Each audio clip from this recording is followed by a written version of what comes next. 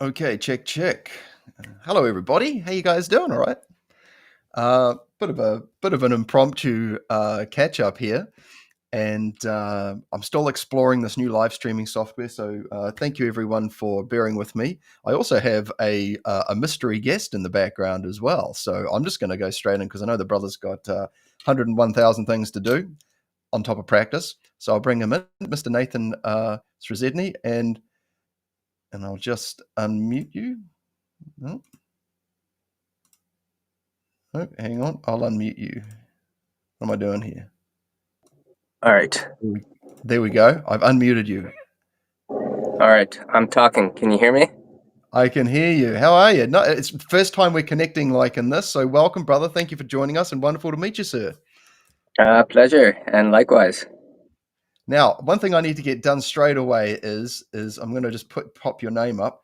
And one thing that I'd love to know is how do we pronounce your name, Nathan? Because your last name has had me trying to figure that out for a while. So I thought I'd give it straight to the man. It's Szredni. Szredni. Yes, like you. Szredni. Szredni. That's correct. SZR. Man, that's a cool name. Or Z, I suppose. Like that, is that correct? Or has I got it around the wrong way? You got it. Awesome. Szredni. Awesome. Hey, man. What's happening? Where are you in the world right now? I'm on Vancouver Island at the moment. And how's the nature and the stillness out there? It's pretty fantastic. Just lots and lots of natural rhythms, which I find very, very helpful for all of the stillness type work and really anything else. Because as far as I can tell at this point, anything that we're going to do is going to have its grounding in what is. Interesting. Yeah. I think. What are you finding like? You spend a lot of time. I mean, I see a lot of your footage and your content. You're spending a lot of time outdoors. I just figured out how to make things bigger. 1 second. All right. Okay. Sorry. Continue. No, that's all good. That's all good. A lot of your content sort of like gives the impression that you are spending a lot of time outdoors in nature, and this is wonderful because it's always very pleasant to watch and listen. And you know, and how do you find when you sort of engage? I mean, I'm doing a little bit of speculation here because I'm not sure because, like I said, we've only just connected. But what are you finding when you sort of dip back into the everyday world? How jarring can that be, or are you're generally pretty chill and things because it's pretty wild out there, man. And like when you're spending so much time in beauty and peaceful and harmony, the natural world, and then coming back in, it must be something. Yeah. I mean, it really depends on, I guess, what part of the cycle you might be in. Because, like, as anyone who's done a lot of in-depth work will recognize, there's definite cycles to where you're at, and these rhythms, these flux, these flows, and in some parts of those ways, there is vast stores and sums of equanimity that we're existing within, and at some parts of those phases, you're like really walking the razor's edge of your own growth, which is also your own demonic horror. And if you go into society at that point, then it's a bit of a kick in the nads. And if you go in at one of the high equanimity parts, and in conjunction with that, maybe the energy is very strong and it's very easy to allow things to move through and change and alter and tweak as necessary, then it's a different experience. So definitely very, very different potentials depending on where you're at. Wonderful. Thank you. Great response. Yeah. I think too, one thing I've noticed myself is that the more I sort of engage in this work, there are cycles that we can get caught up in, or that we can ride, or that we can essentially neutralize ourselves to some extent. Some are very overpowering and what's the word? Not coercive, but it's very hard. It's very hard not to get caught up in things, even with the high level chops that we may presume to have.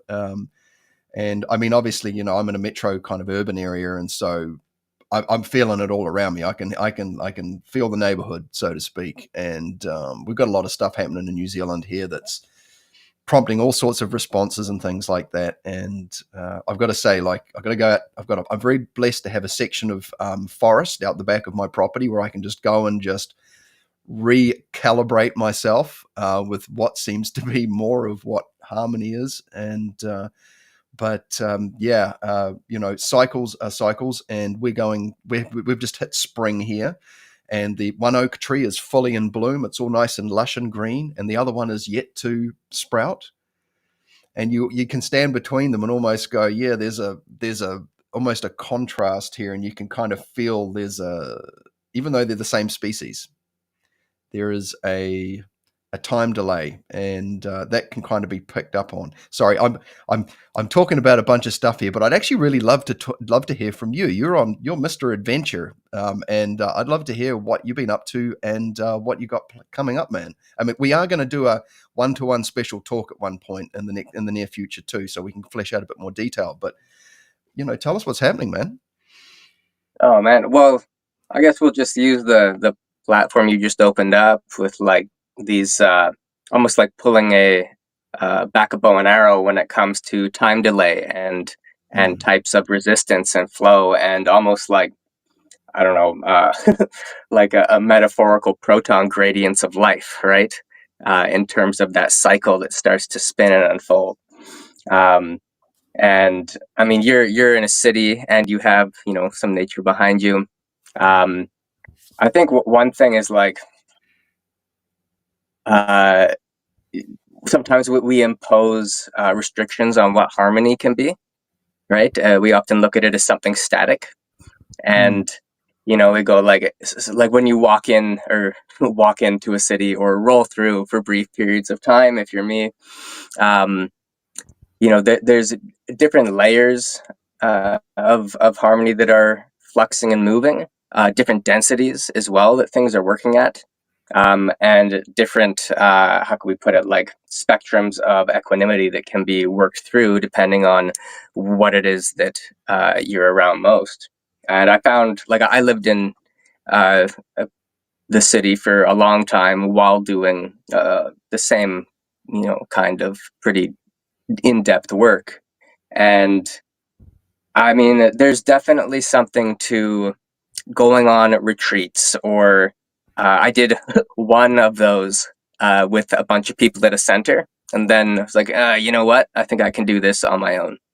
And you don't have the 4 people that are sick in your room when you're trying to sleep and all that kind of stuff.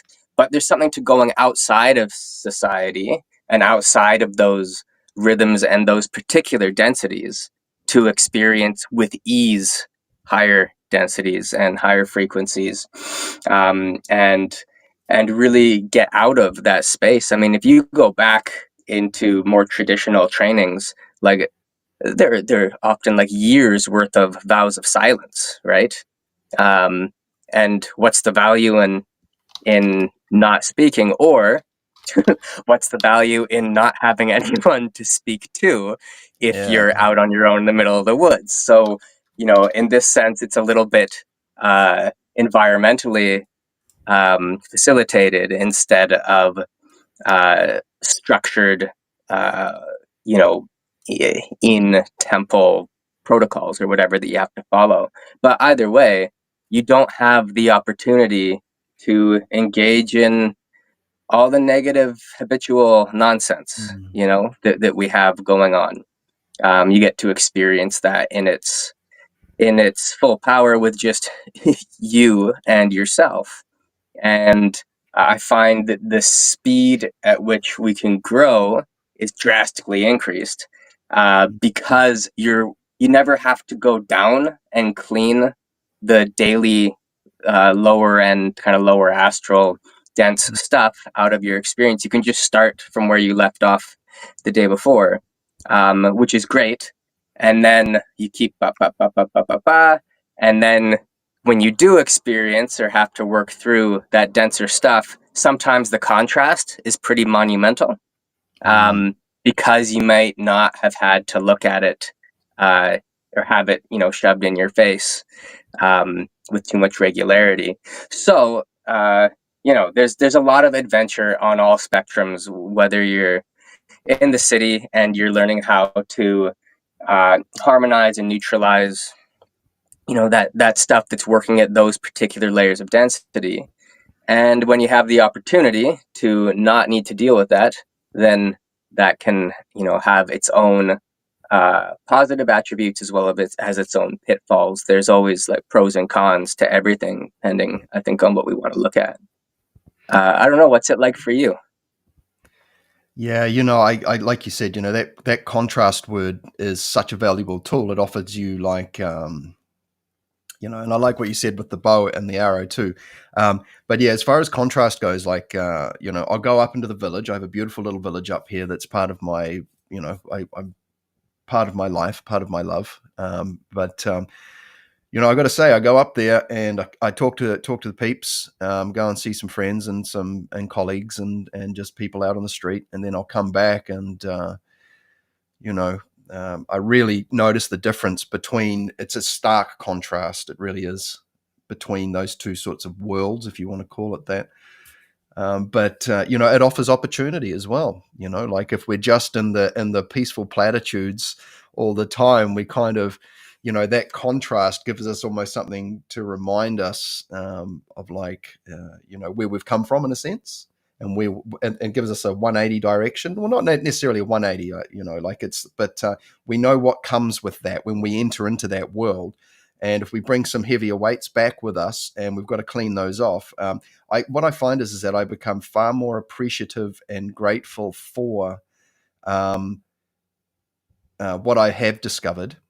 And also, when I go back out into the world and interact with that, it's a good reminder to go, okay, there's still value in there. I like interacting with people, but I have to say, it's unfortunate, but I've become a little snobby, I think, about what I'm not just throwing myself back out in the world because, I just find I just haven't got the gas for it.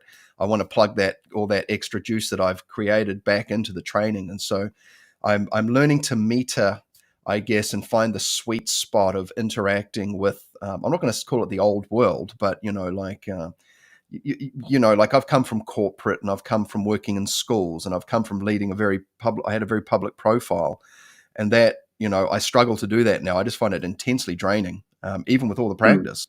And so I've just got to be conscious of that. And so, the people, my circle is much smaller, and I want to, give the best of myself. And I know what kind of takes away from that. And that kind of tells me that I'm still in a developmental stage as well, because I'm sure that once I'm a high rolling, wizard, that I can just walk through any battlefield and the arrows will just pass straight through me, or any perceived arrows will just pass straight through me because I'm on God mode, whatever. But, as far as contrast goes, it's a very valuable tool, and I appreciate so much more the stillness, which I didn't appreciate until I discovered it, if that makes sense.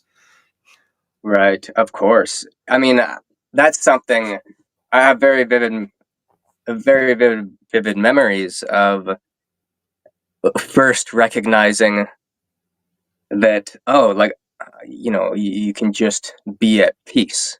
Oh, that those dragons rolling around in your stomach, spitting fire all the time, Yeah. that those aren't like a mandatory part of experience. And I think, as anything, as soon as we have the perceptual differentiation, then we go, oh wait, what? And boom, like you can just, whoa, and that opens up whole new worlds. I was wondering for you, when you're talking about sort of this differentiation there between practice and life. Um, do you find that there's circumstances or ways that you engage with going into those sort of society type moments that are not deleterious? Yeah, great question, brother. Thank you. And I think it's what it is that you, well, what I found is that before I enter into a situation, I will essentially take a moment to compose myself and seek out how there may be seek out the value that I can extrapolate from whatever situation I'm about to put myself into, and go, okay, something's going to happen here. It's going to be whatever it's going to be, and it's going to test my composure. It's going to test my ability to stay upright on this, this razor thin thing here sometimes, because but I have to say that you never know who you're going to meet or what's going to happen, and that's bringing the adventure back into life when going back out into the world, because there's some people I have in my life that are highly magically charged. You just hang out with them. They're not even into any of this stuff, but you go out with them and they've got something going on. And there's some of them are very creative people, and lots of things happen. But as far as, back to your question goes, I have to say that, yeah, definitely, a surprise chance meetings. There's lots of there's lots of undercover wise people, sages, and people of potentially great renown, in the sense of like they just have a lot of life experience. And I've actually gotten some pretty serious wisdom from the most unlikely places, and I haven't always been looking for it. I think just having that sort of that what do they call it, the mind of the child, or the just that open mind. The what's the name for it? There's a name for it. Beginner's mind is often used. Perfect, thank you. Beginner's mind. That is a very helpful attitude to adopt, especially when going out into a very busy sort of astral world where people are wanting to talk about things that maybe you have very little interest in. But you can still offer perspective, I think, without sort of maybe getting caught in the weeds, because some people want to test you out to see where your loyalties or preferences lie, perhaps on the polarized spectrums of whether it's something of like politics or sport or something like this. And I think that there's always something to offer there. So I think what it is that there's always the opportunity to share a perspective and to walk in that world without getting caught up in it, but still being in it, perhaps. So I'm hoping that sort of like covered what you were sort of aiming at there. Yeah, I mean, I wasn't aiming at trying to make you say anything. It was just No, a curiosity. You failed. oh man. Oh. uh, no, that's really well said. That's often, I mean, like a lot of folks, like I've spent years in like pretty uh, intense solitude training practice mode, that kind of stuff. And one thing I certainly was missing out on, and was um, almost opposed to, was, I think, literally the other 50% of the training, which is, it's not about training, it's not about practice, it's not about the exercises. Uh, those are all just tools.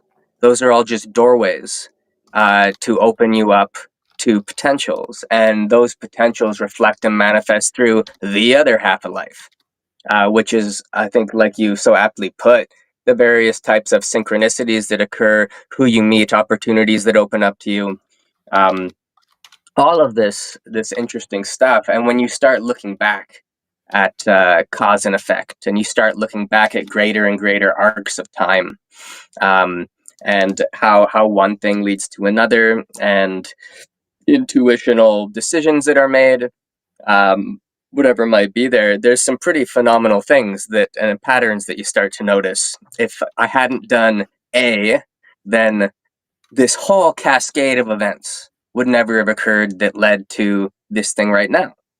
And I think that's often an undervalued aspect of inquiry in the practice is how you engage in life. And when you have, like you put it, that mind of the child, or that beginner's mind, that openness to learning, that curiosity, that deep, insatiable curiosity, to, as the great and recently deceased Tom Brown Jr. would put it, like, what's this teaching me? Or as he would say, like, what this mean?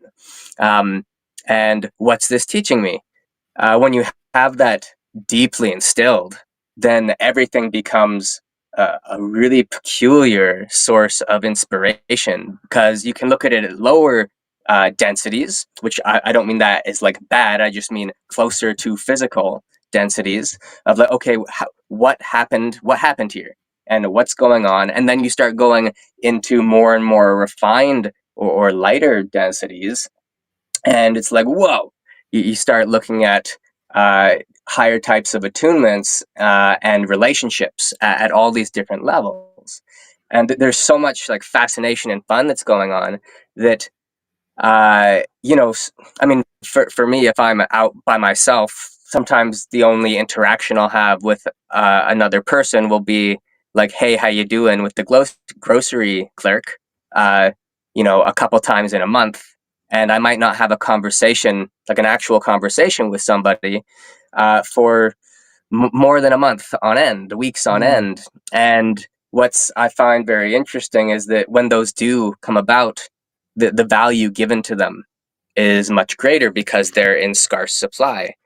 And if we have a million interactions we have to deal with every single day, then we put less value on the people that Mm. we're talking with, on what they have, what they offer, how they do contribute to that synchronicity, because literally everything that has ever happened and all of ever has led to this, wherever you happen to be right Mm. now, which is pretty mind-boggling Yeah. uh, concept to just exist with, which means every decision, not just like individual people stuff, but like all of comet impacts and weirdness and cosmic dust weirdness, and like there's everything, all of the stuff. And you really start to tap into that interconnectedness. And so sometimes, I've had just vast, I don't know, oceans of gratitude open up at something as simple as someone saying good morning to me, Mm. just because it was so foreign, so out of the usual, just me and birds and stuff, right? So I find that there's a lot of value in that side of life, and uh, the interactions with people, with other situations as well, animals. They can be a wonderful source of feedback, for what's going on. Are you leaning against a tree and, when I was doing a lot of that type of work, just sit with a tree, and like, raccoons are using me and squirrels as like branches to go up the tree, and Mm. that's a pretty good indicator that you're pretty still internally and you're pretty at one with the environment. And when you start thinking a lot and getting all antsy and up in your head, it's like, what's that? Like, I thought that was a tree. And so you can open up to these different rhythms. Um, like, I don't know these days. I don't know if I could deal with, going back and living in society normally. Uh, and so because of that, I look at everyone who is, man, and like the students that I have that come through, um, and what they're doing and how much they're working with, and I just have like so much respect at when we Mm. tune in and work together, because it's like, holy crap, like, you're a parent of one, two, three, four, five kids. You got like, a partner, you got a job, you're doing this, that, the other thing, and also doing this spiritual stuff. It's so easy to kind of pedestalize ourselves, but when you look at like actually how this stuff at play and this stuff at how it works, I find it just fascinating, like how people can be masterful in their own lives, which is not necessarily equivalent to being exceptional at what we might think of as spiritual skill sets. But then we hold ourselves back by imposing a shape on what it is to be good at spiritual skill sets. And often the people most damaging, to overall good stuff can be spiritual folks. As much as we don't like to acknowledge that, if we look at ourselves and look at how much freaking arrogance they were like, oh, me, uh, I can tap a frequency, you can't, blah blah blah. There's so much posturing that goes on in our own psychology that I think it really does a good number on us to step back and like appreciate. And there's a thing that keeps popping up on my screen here, and appreciate and respect what more normal folks are doing, but not impose normal on them. We're all sort of the protagonist in our own story, so to speak. Yeah, wonderful. I just want to quickly say, is that thing that's popping up, do you think it's related to the live streaming software that we're using? It says, well, yeah, because I've never seen it before. I think it's just letting me know that the reception or service might be in and out. Due to Oh, okay. limited bandwidth, there is a possibility of significant reduction to your video quality, which is fine by me. Yeah, no, that's fine. You're I coming like through, the I think. grainy version of Phil. Well, it hides the blemishes. Um, but Yeah, you look so young. well, there's no schmoozing. I'm not using any of the schmoozing aspects on the software here that can make me look young and pretty. I find that really interesting, actually. Like when you see photos of people, like back in the day when I used to do the dating apps, like years ago when I tried that, and never went anywhere, of course, because it's just tiresome. But these pictures of people and they're like 10 years old, and it's like you meet them in real life, and it's like there's nothing wrong with you, man. When you just put your thing up. But but yeah, you're right. I have mass respect, and I've come to respect the fact because I've got friends who've got, like you said, a bunch of kids, and they're doing training, and they might be doing a great work as well, and they got time to put in a couple of hours a day, and they're learning a language, and they're playing a sport, or they're socializing, and they're managing to fit everything in. And because I used to be very busy, and whether I was a music teacher or working in corporate, like insanely busy, and trying to pick up on that rhythm again, I don't know, man. Like like it's like once you go down this track, I've got some friends who've been down this track, hardcore, and then decided to go back into the world and have made it work quite successfully. But yeah, I've got a lot of respect for those people as well, because making it all work and fitting it all in. And like you said, if you are having lots of conversations, I find that there's an energetic exchange and there's a payment that happens when you have all these active considerations going on in your life. You've just met up with someone here and someone here and someone here throughout the day, and you might have those bridges still connected, and you're thinking about those things, and you know doing that kind of like simple observer training where you just recede back into the mind, and you see, oh, I didn't realize that I was still engaging those thought patterns or something. Some of these things can happen without you knowing. And uh, but yeah, I think I have a lot of people in my life, and I think about a lot of people, and I think about a lot of things, and that comes with the territory of just being, by the virtue of being in a situation where there's lots of people around me. And I'm very blessed to have a little section of forest out the back that I can uh, relocate myself into, and just sort of tune into that. And like you said, man, I tell you what, when the stillness is on, when I'm in this, I don't have this really a seated place, but I move into a beautiful standing posture and just float myself. And then all of a sudden, the birds will start coming up and getting a little more curious, and they'll come up nice and close, and they'll want to hang out. And it's like, okay, that's a good feedback monitor for just my demure, or my sense of expression, that the animals can pick up on at a very subtle level. So And now I've got a question in the chat actually for that we There's a can both chat. attend to. There's a chat. We've got people. We've got about 8 people in the chat here. And Oh, hey guys. yeah, hey, that's a great idea. I just better do a shout out to everyone.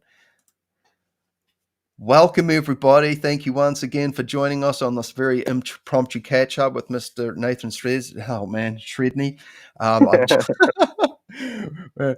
Don't worry about it.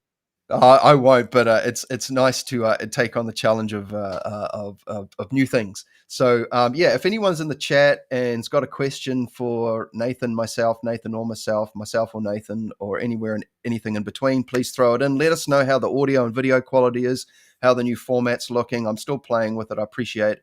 Thank you for joining us, Nathan. And Nathan, if you need to disappear, you just let me know too, bro. But I'll throw this question up from Will Blackett.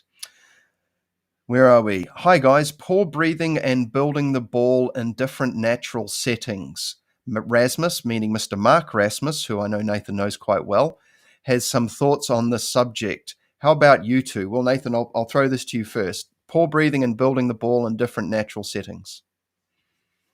The more time that you spend venturing into different settings, in relation to cultivating an ever increasing, we might use the word sensitivity or receptibility to frequency, will give you vast libraries of differentiation. So number one is build awareness, and we look at like poor breathing or building the ball as this is an introduction, a way to just start to tap in.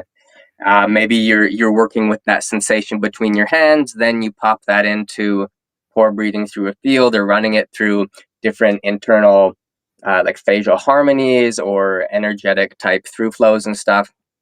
Now, the energy that we're working with, there's there's infinite things. There's infinite frequencies you can tap, and ways to begin differentiating are would include anything in nature. So, for example, and I include everything in society in that statement. So, a big waterfall, for example, is absolutely phenomenal and will give you. It's hugely rejuvenating. Whatever is happening ionically or whatever, I'm not 100% sure. But if you practice in that type of environment, it's crazy. Giant old growth trees, also phenomenal.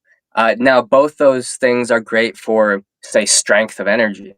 Bigger the waterfall, more energy that's going to be there. Bigger the trees, more energy that's going to be there. Now, that doesn't mean necessarily better. You can find, let's say, like a Zen garden, for example. You start to find these amalgamations of humanity and nature as they start to work together. And there's a different type of peace in those settings where the organizational function of the human mind is coming into relationship with natural flow and setting. And those are often, deeply peaceful types of places you can explore. So the point being, as you become as poor breathing and being tuned to energy at as much of the vibrational scale as you're capable of, as this becomes second nature, everywhere that you go is different. Everywhere is its own micro niche, and you can get a lot out of it.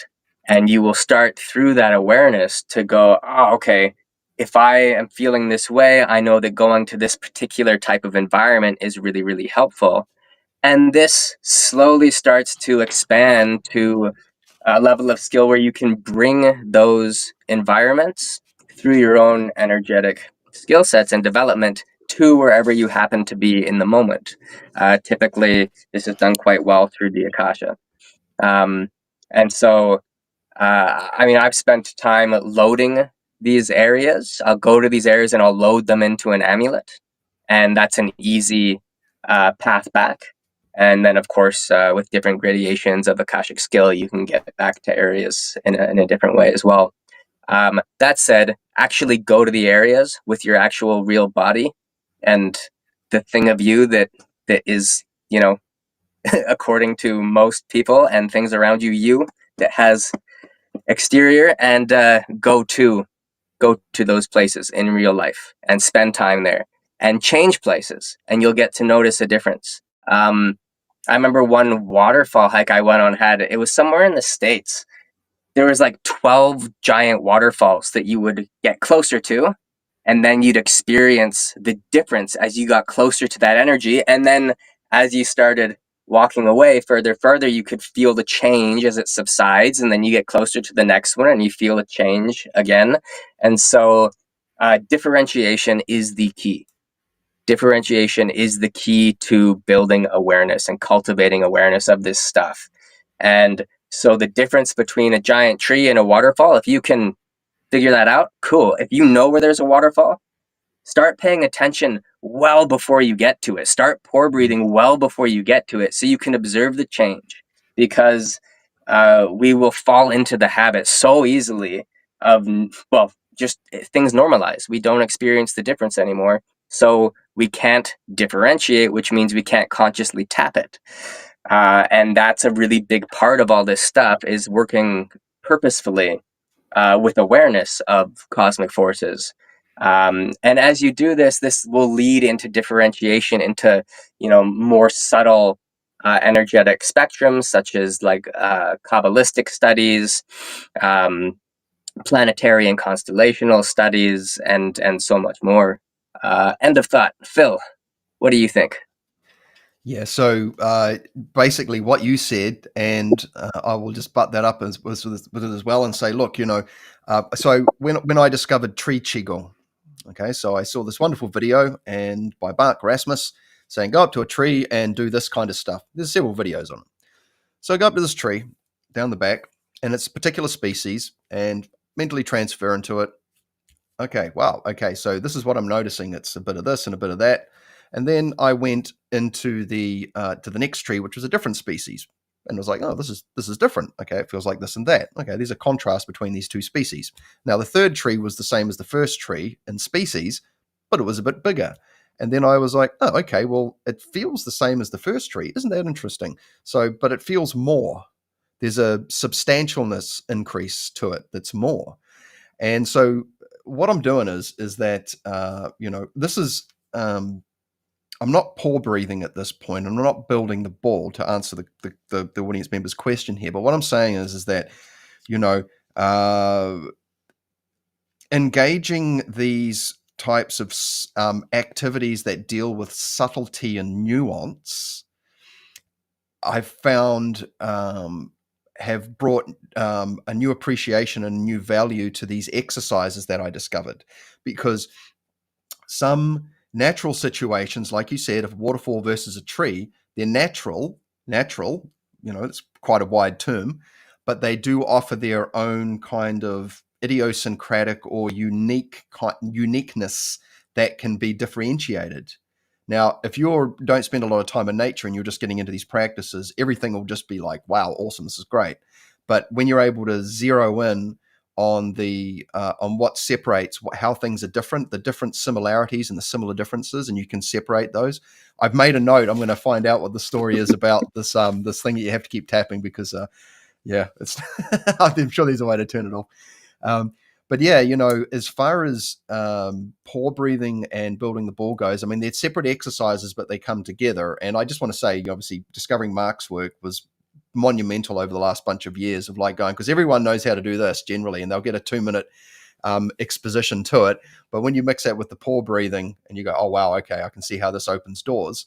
What I'd say is that if you're experimenting with this, set yourself in different natural settings, because some are they're going to have different flavors to them, and you're going to have different experiences. But before you can start dealing with nuance and subtlety, you have to deal with just the big natural experience that you may first encounter in the initial stages.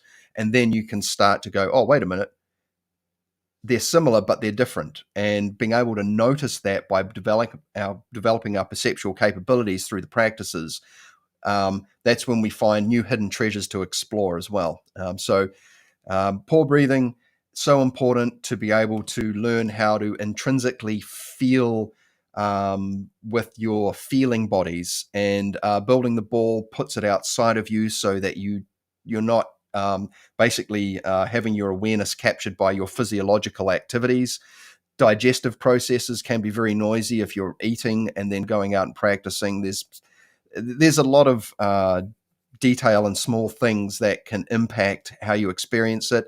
But when you start with the big, gross ball of like natural, magical experience, and then you learn how to slowly slice and dice and chop that up, and like you said, then you get to Kabbalistic frequencies and planetary, zodiacal, and so on. And that's when you're really getting into, you're building your catalog of metaphysical experiences, for lack of a better term. Sorry. Anyway, Yeah, absolutely. There's one more thing that. Are we good? Yeah, no, we're all good. Hear? Sorry. Yeah, you're all good. Go for it. Perfect. There's one more thing that I wanted to add in, because I think it's a pretty constant theme, which is, by all means, you have your specific practice where you go as deep as possible. But this stuff is so much more than practicing. It's like a word I don't even use for myself anymore. There's like, yes, you're touching into all this stuff, and yeah, there's differentiation, and there's this cascade of awareness, but this is like, it's you and it's your life as it is. So you're as Phil brought up, out on an online internet date, you can feel with these perceptions. You can feel where that resonance is or not. You walk in a grocery store, you can touch a piece of food and you can feel for contraction. You can feel like your liver hurt or whatever, and you're like, oh fuck, like that's not going with that. Or you touch a different supplement or a different food or whatever, and you go, oh, whoa, like you can feel immediately the expansiveness. And this is what we have to look at, this beyond practice. All of the practice is, it's like learning scales, on your piano, or rudiments. You play drums or whatever. You're learning how to use the instrument, and exercises are to bring awareness to the instrument. But you gotta play music. Like you really gotta learn how to play music, and through the hard-headed discipline of practice, or the pride taken in practice, we often lose out on life, or the song that's actually there, which is this this music of life. And these notes, these rhythms, these melodies, they're moving all the time. It's all moving, and this stuff is for real life. I was chatting with a friend recently who was walking somewhere in the Australian nature, which is full of death, and everything's trying to kill you. Yeah, and so he gets an image of I think I call it some poisonous snake, like a brown snake or something, and then later on down the trail sees it, and like, this is where clairvoyance, from a very practical standpoint, is expressed, where all the clair skills are expressed. It's not about being clairvoyant so you can be special, right? Like, we get involved in this stuff when we start thinking we're special, but these skills are there. Are they for evolution? Absolutely, but also for survival. And this is like, a lot of this stuff is arises as a byproduct of wanting to be not dead. When we're walking around, right? These sixth senses, or knowing, being able to feel the magnetism of water from great distances, or essentially dowsing without rods, being able to feel underground, or feel for minerals that you might need in your body, maybe where plants are growing that might have more of those particular minerals you're missing out on. Like, it's absolutely endless, absolutely endless. So I just want to open that door in the mindscape of anyone who's listening, that this is, it's not a different life. The practicer and the practice and life, it's not a difference. You're not practicing, oh, like, great, I have this opportunity to practice. It's life. It's one thing.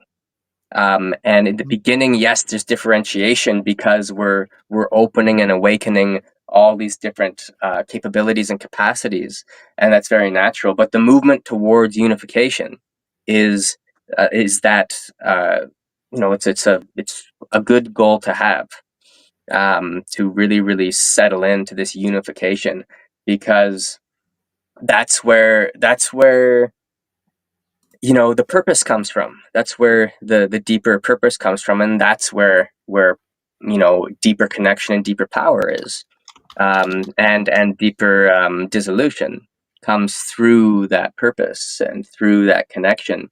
And it's very difficult to have purpose that's valuable if we're isolating ourselves from everything else that exists, to go, I'm practicing this thing now.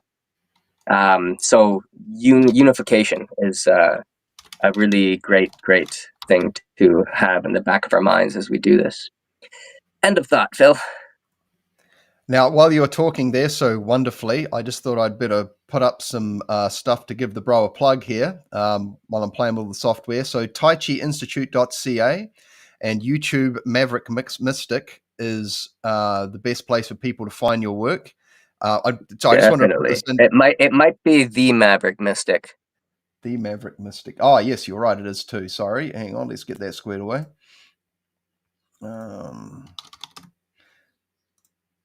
There we go. Look at that. Oh, it updates it on the fly. That's pretty flash.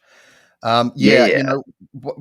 I think I have to say one thing that got pointed out to me is that the exercises could be considered to be fingers pointing at the moon, and a lot of focus can end up Use being that a finger. example quite often. Yeah, it's a great example because, like, it's really intriguing. Like, there's the process, but then there's where the process leads you, and I found myself being enamored by the process as well. But it's like, well, exalting the process, it's more like just get on with the process and then things will unfold. But you're right. I mean, these are essentially tools to help us make good on life. I mean, and you made a perfect example. I mean, real world applications, you walk up to a food choice that you're considering, you haven't even read the label. And I encourage people to read labels. You pick the item up off the shelf and you just feel like a contraction or an expansion, or you feel a body state or some kind of response come on that makes you go, ooh. And then, you can try it out if you want and see how you feel. It may not be instantaneous, but I mean, forethought or consideration or some kind of premonition of sorts of the of an outcome. Because I think, in my view, there's if we want to use the word evolution, especially self-induced evolution, it wants to happen. And you're going to get nudges about when things go against that, in a sense, as well. I think there's a desire for things to evolve and change for the better, or maybe it's not, and maybe those things both exist, whatever. But when it comes to food choices, if you like feeling like crap, then you can use that too, right? Like, oh, this food, but I'm picking up this piece of food, I feel terrible. Great, I'm going to get it. Or I feel this piece of food. Oh, I feel good. This feels like a positive direction. So it helps you set up your compass for decision making. Because what I'm finding is that improved decision making leads to good outcomes. And that, for me, I've got to say, after being a muso and What's that mean? a musician, and like performing and being a teacher in that, and hanging out with the with live performance crowds and hospitality world, late nights drinking, and in all sorts of other things that go on in that environment. There's certain things that I personally don't want to revisit, and there's a cost to those things. And sometimes sometimes things can leave a bit of a stain, and that stain can take a while to come out. And so you can essentially avoid unhelpful things that you're already aware of, because you have a deep embedded sense of like, oh yes, if I do this, then that happens. The same with the food choice. And so things that help us navigate life for better outcomes, higher quality decision making, best practices, this is where it is. And I've got friends who have trained with Mark, actually. I know him quite well. I've lived with him and things like that. And they live very much undercover everyday lives now. And, they take full benefit from the efforts of the practices that they've engaged in.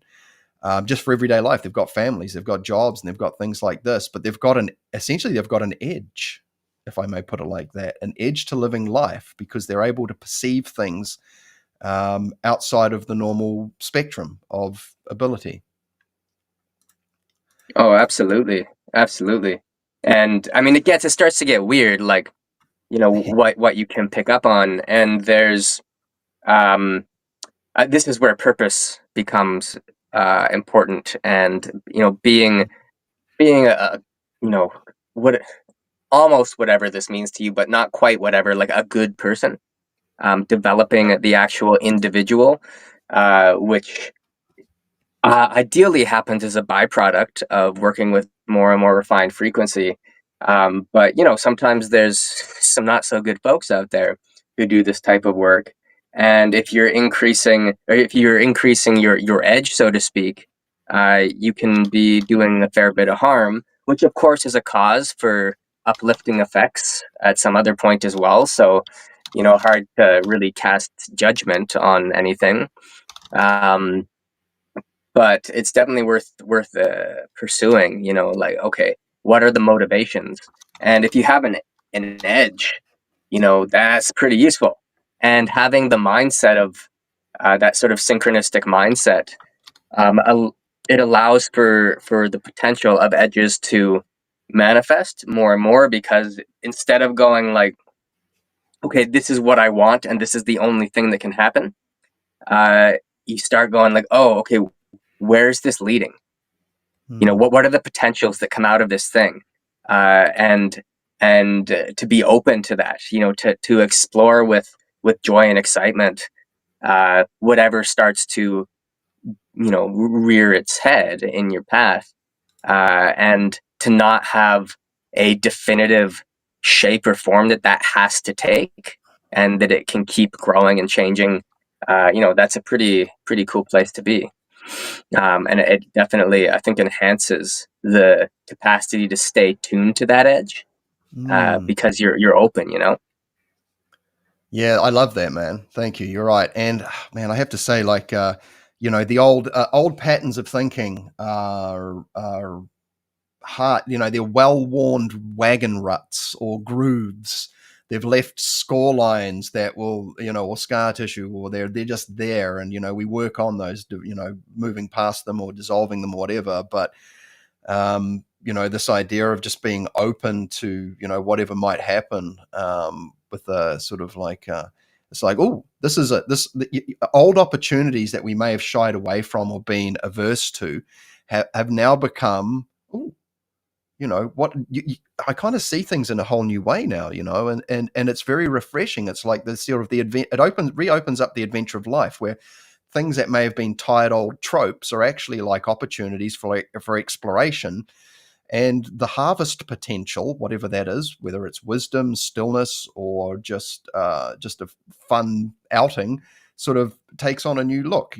Things that may have been undesirable before suddenly have a kind of you can pick up on the opportunity, or there's a desire that's emerged that wasn't there before to engage certain things, and it makes life much more pleasant and interesting. Because I got to say that the world that's sort of put forward to us through the media and through the everyday life, and that there's not much going on there, to be honest. I'm not really, I need to stay engaged with the world, and I like to have things that I can talk to people about, that are relevant, that I think are helpful and whatever, and that. But there's some things that I struggle with having conversations about, with small talk and things like that. But yeah, I mean, as far as like the practices go, it helps to give me a new angle of how, if you're able to have someone's time, if somebody gives you their time in conversation,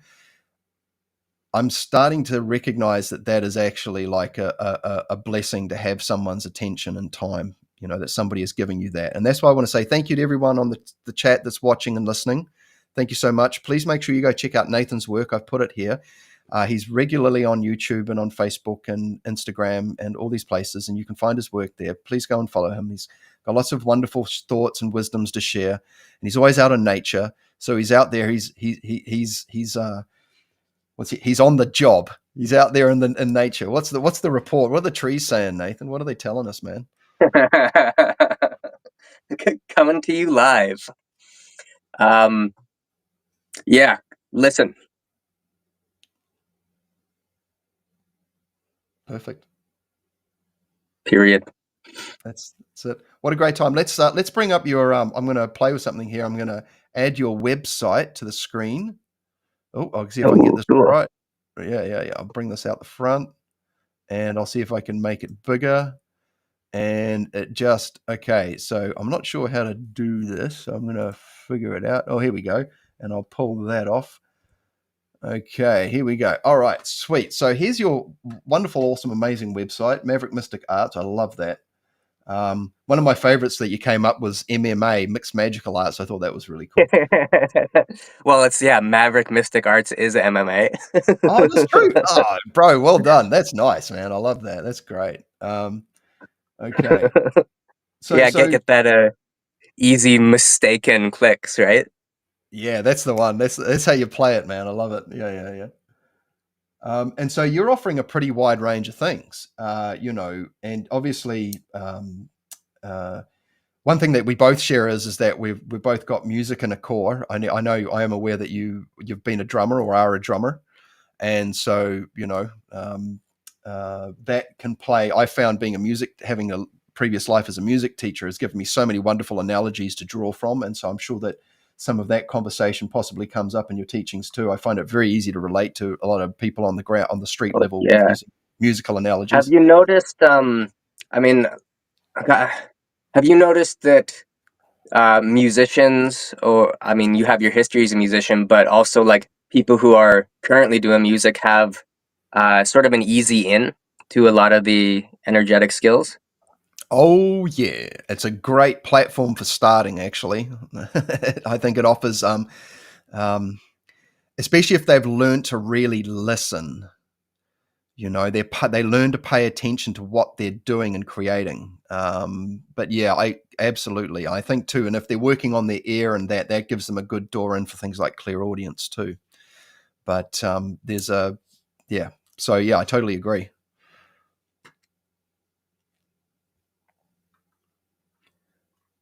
Have you got? And I'd love to hear your thoughts on it because you're, obviously seen some things yourself, and I'm sure some of your students, you find some language there that makes it easier to share information via. Yeah, I mean, it comes through just the metaphors are pretty second nature, and definitely the openness to what do they call it when brains link up? There's some fancy name for it. Like mirror neurons or neuroplasticity or something. Yeah, there's some name. Oh, entrainment, brain entrainment. Right. That's the word for perfect. it. Yeah. And so if you're playing, you're just jamming, and suddenly you and the bass player, if you're playing drums, hit the same shots, just out of the blue. That so you start to, opens doors for building a sense of faith in the more subtle, what worlds and realms, in a way that's palatable to a Western mind if you're stuck in that spot. Because that's one of the biggest sticking points is and we take so much pride in it. The kind of the secularist mindset that takes so much pride in just a coincidence, just this, that, the other thing, just sense, or you were noticing micro expressions and micro movements in the bass player before it happened, and then you're going well, you had your eyes closed, and you felt the stage move. Well, probably, but all of these things contribute. It's not in isolation. All the minute physical expressions of subtlety are come out of the deeper energetic movements that are occurring. and you know, whatever frequency that's on, whether it's like the mental plane and that's where you're connecting with, or if it's working through astral sublayers and emotional type areas, or whether you're channeling stuff like through a group all as one, or whatever's going on. Like, I don't know, there's so much potential there. And hell, I mean, like, look at like the war dance, and you know, it's pole, the mating dance, and you know, it's using music to create union. It's essentially like transmission without needing energetic skills. It's like the I don't know, prehistoric transmission. I don't know what you call it. Yeah. Um, so yeah, there's so much there, man. I think there's a lot there. If you scroll down a little on the page there, um, little more. There we go. There is a retreat coming up, and I managed to technology the the countdown of days there. Woo, what is this? So this is in Powell River, British Columbia, Canada, and it's a 7-day retreat. And we have a nice spot, this yoga studio that has exercise equipment, so we can work on some of the energy strength training components as well. Awesome. And I'll just, for people who are into it, you can check it out. Or if you're in the area, we won't be doing Fajin type stuff. That's my teaching has gone in a much different direction. But certainly all of the energetic cultivation and tuning and awareness, nature connection, this will all be a part of it, along with the energy strength training and aspects of partner work to facilitate certain openings, but not. It's not about like bouncing people and that kind of stuff. It's just for I keep getting emails from people asking about that stuff, and it's a direction that I'm not going these days at the moment.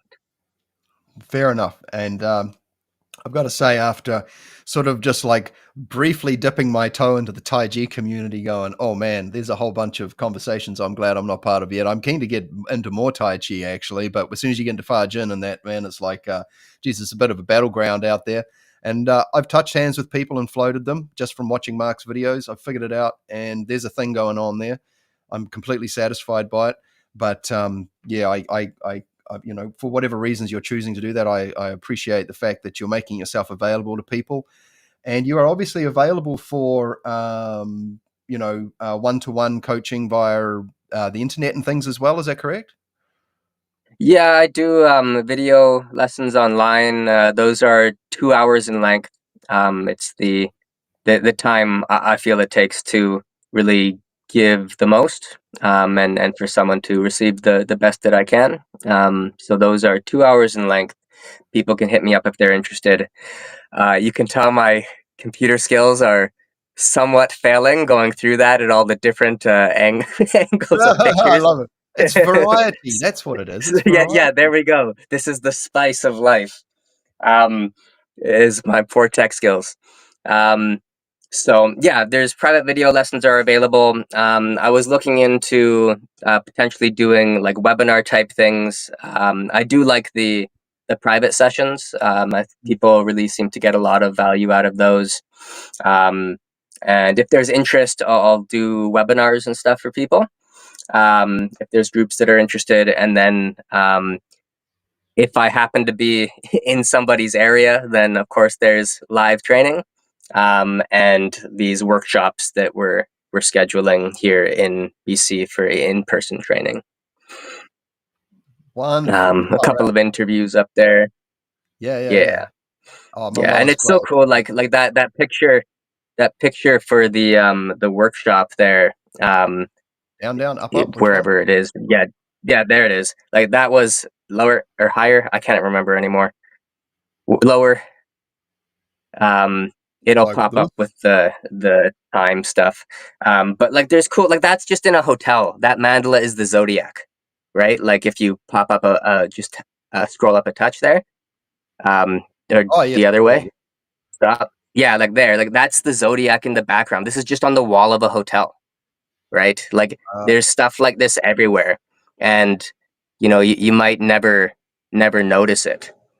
So it's kind of fun. Like, I mean, this is like, you've had Michael Lamb on your show before, and like, that Yeah, dude's such an inspiration. Like, he knows everything about everything, and the amount of joy that you can, and excitement that you can find in just like literally anything, as you start opening up to relationships between knowledge and the energies itself. It's pretty cool, and you start finding these things all over the place that like people are just kind of tuned to. um Whether it's like just shapes and the energy and shapes and all kinds of fun stuff that you'll find all over the place. And we don't necessarily pick up on it consciously, but it's there. And I mean, that's just one example of it. Man, your website's got heaps of cool stuff on it. And you're, Yeah, so you're that regular. picture there, that's in Nepal, which was fun. That mountain there, yeah, underneath it, it's you're on it there. Just like talking about fun places to tune in and practice. Sunset mountaintops.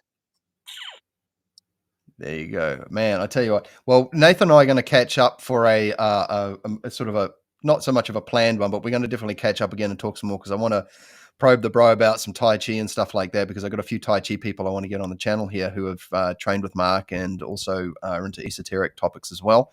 Please go to taichiinstitute.ca Cool. and check out Nathan's YouTube channel, The Maverick Mystic, because he's regularly uploading stuff from wherever he's traveling around the world. He gets around a bit, our Nay, and please support him. He has so much great content. He's an excellent explainer of things too. And I would encourage you all to, just please explore his content. Reach out to him. Like you said, he offers solo work. And I agree with what you say. I found 1 hour sessions with people to be too short. There's not enough absorption, essentially, with short sessions. I find 90 to 120 to be a good amount of time. I'm just wanted to add that on. But Nathan, have you got any closing comments before we part ways, sir? For just folks listening, Yeah, man. yeah, just have fun. Have fun. It's life. Enjoy it. All this stuff is here for the improvement of life in various functions and capacities. So find something that you like, and if it excites you to a certain degree, dive in a little bit and just pull the threads of the experience, and let it unwind. It's a fun place to go, and that's all I gotta say, man. Thanks for having me on. This worked out really last minute. I didn't know you were doing it, and then was touching base with Michael and mentioned I had good reception, and he said enjoy Phil's show. So I looked at the other thread and I was like, oh, this will work. Man, that's perfect. I'm so grateful. Thank you so much for coming on, my friend, because Thank you, my I know friend. you're a busy chap, and I really appreciate you coming on at the last minute to help me out. I mean, I'm doing a little bit of back office stuff here, getting the thing ready, but I'm very grateful for you and your many works, and what you bring to the arena as well, because I know a lot of people appreciate what you do. I certainly do. So thank you so much, Nathan. We're going to connect again soon. You stay well, brother. Have a beautiful rest of your day. And I imagine it's probably getting into the evening where you are. So enjoy your Friday evening. And we'll talk again very soon. Thanks, man, and thank you for your the positive vibes that you bring around. It's unique, it's open, it's unique, and I appreciate you. Man, I appreciate it. Thank you so much, man. I appreciate you too. And I'm really looking forward to our next catch up. I got a whole bunch of questions for you, sir. And I'll keep in touch with you on the on the chat. And stay well. All right, sounds good, dude. I don't know how to sign off. No, I don't. You can never leave. It was in a Hotel Yeah, I California just gotta thing. remember that I'm on and remember the camera's functioning. Do do I push the live button? I'm not sure. Hang on. Find out. I'll just take you out. Nope. And there should be a I'll let the bro figure it out, because once he figures it out, then he can tell me how he did it. All right, everyone. So I'm just going to say thanks, everyone, for tuning in. I'm just going to take a quick 5-minute break, and then I've got another guest to bring on. And then, we'll just hang out and talk some more. So I will be back in 5 minutes. We'll see you soon.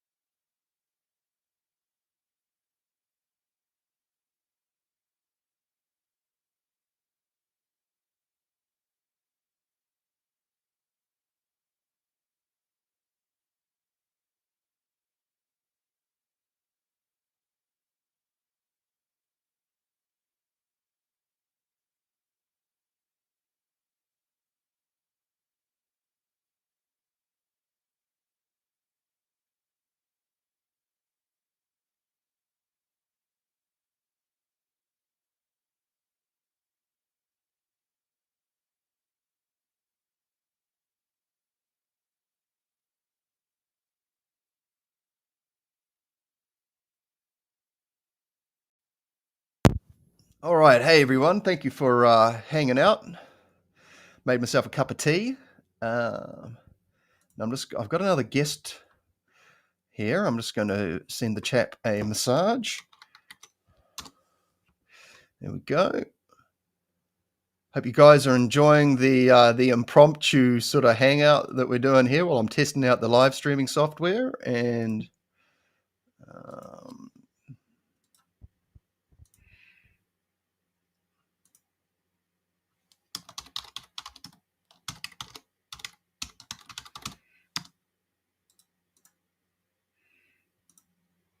okay, and we'll just wait for the guest to join in.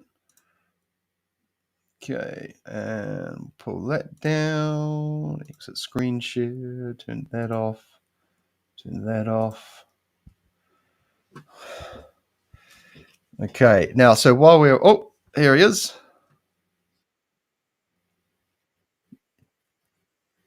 Yeah,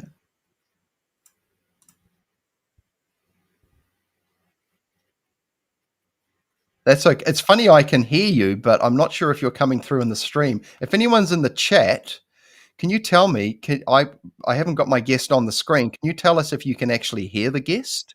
Because I can hear him, so I'm not sure if it's splitting it.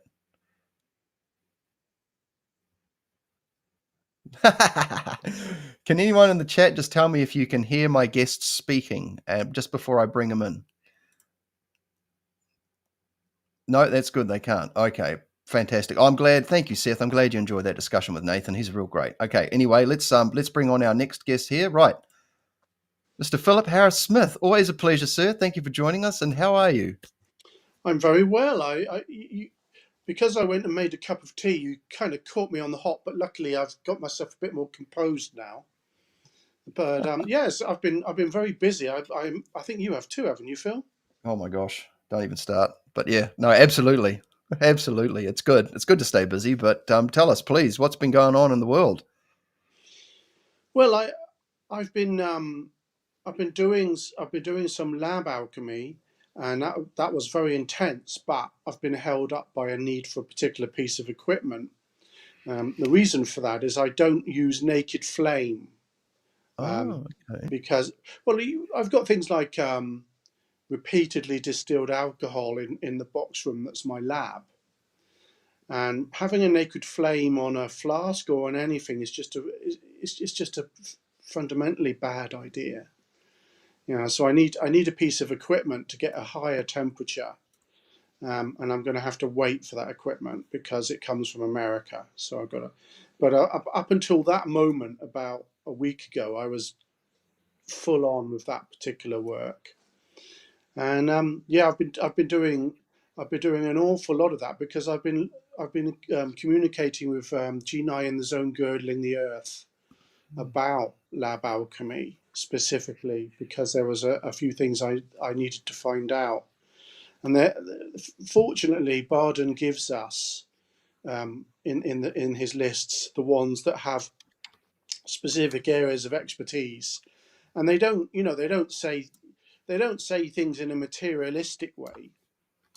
It's for you to understand how the physical plane practicalities can be done, but they give you the basic principle that you're aiming for and what you're aiming to do with a particular step of the work, Hmm. and that's really useful. And then the way you achieve that step can be done in various practical ways. There's lots of ways in the actual practical lab that you can do that thing. But if you didn't know what the principle that you needed to address was, you could have as many different ways of doing things as you like. And that's been really occupying my mind.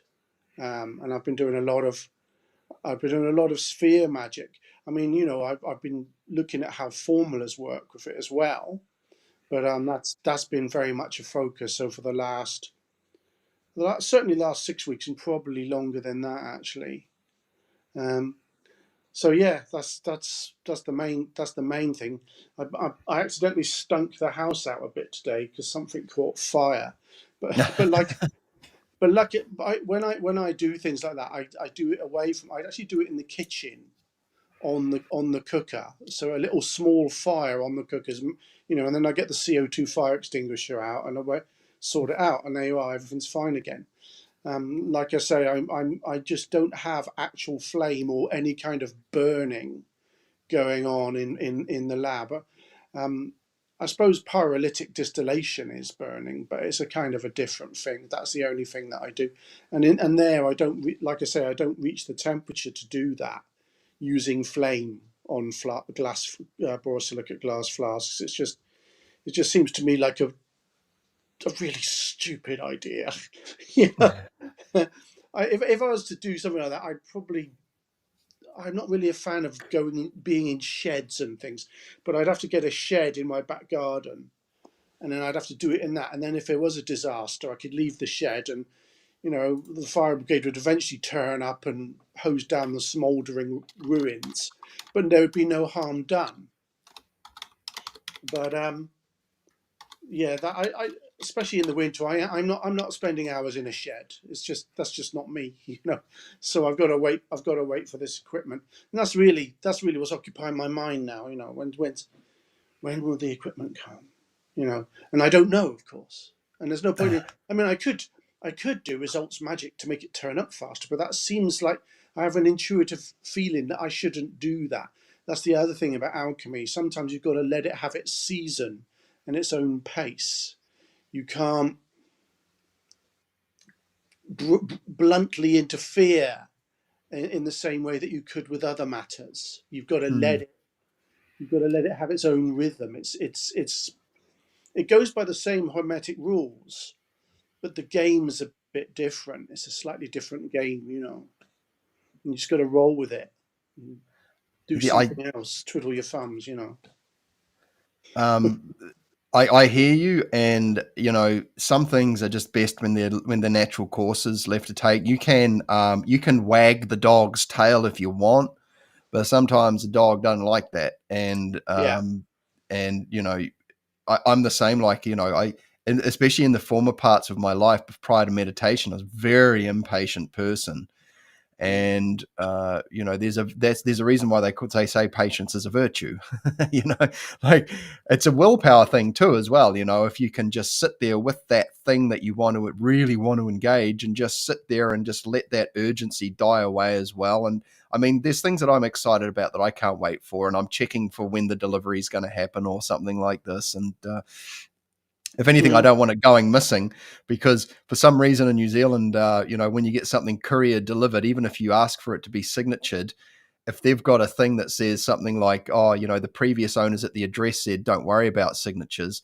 I said to the lady at the office, I said, but I actually paid to have it signature delivered.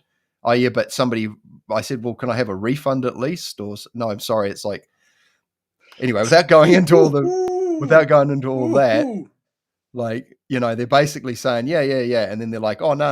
And it's like, man, like this was like this could have been several $100s or something. But anyway, that's why you got to be clever, guys, because even the guy, when I please don't put it in the letterbox, bring it down the drive and put it on the brick fence. I saw him put it in the letterbox, and I said, bro, it says, don't put it in the letterbox. He's like, oh, sorry, I'm really busy. And I'm like, yeah, no, come on, man. I'm paying for a service here, especially with things like rare things. Imagine if there's only like 3 copies of Key to the True Kabbalah available on the planet at the time when you get one delivered.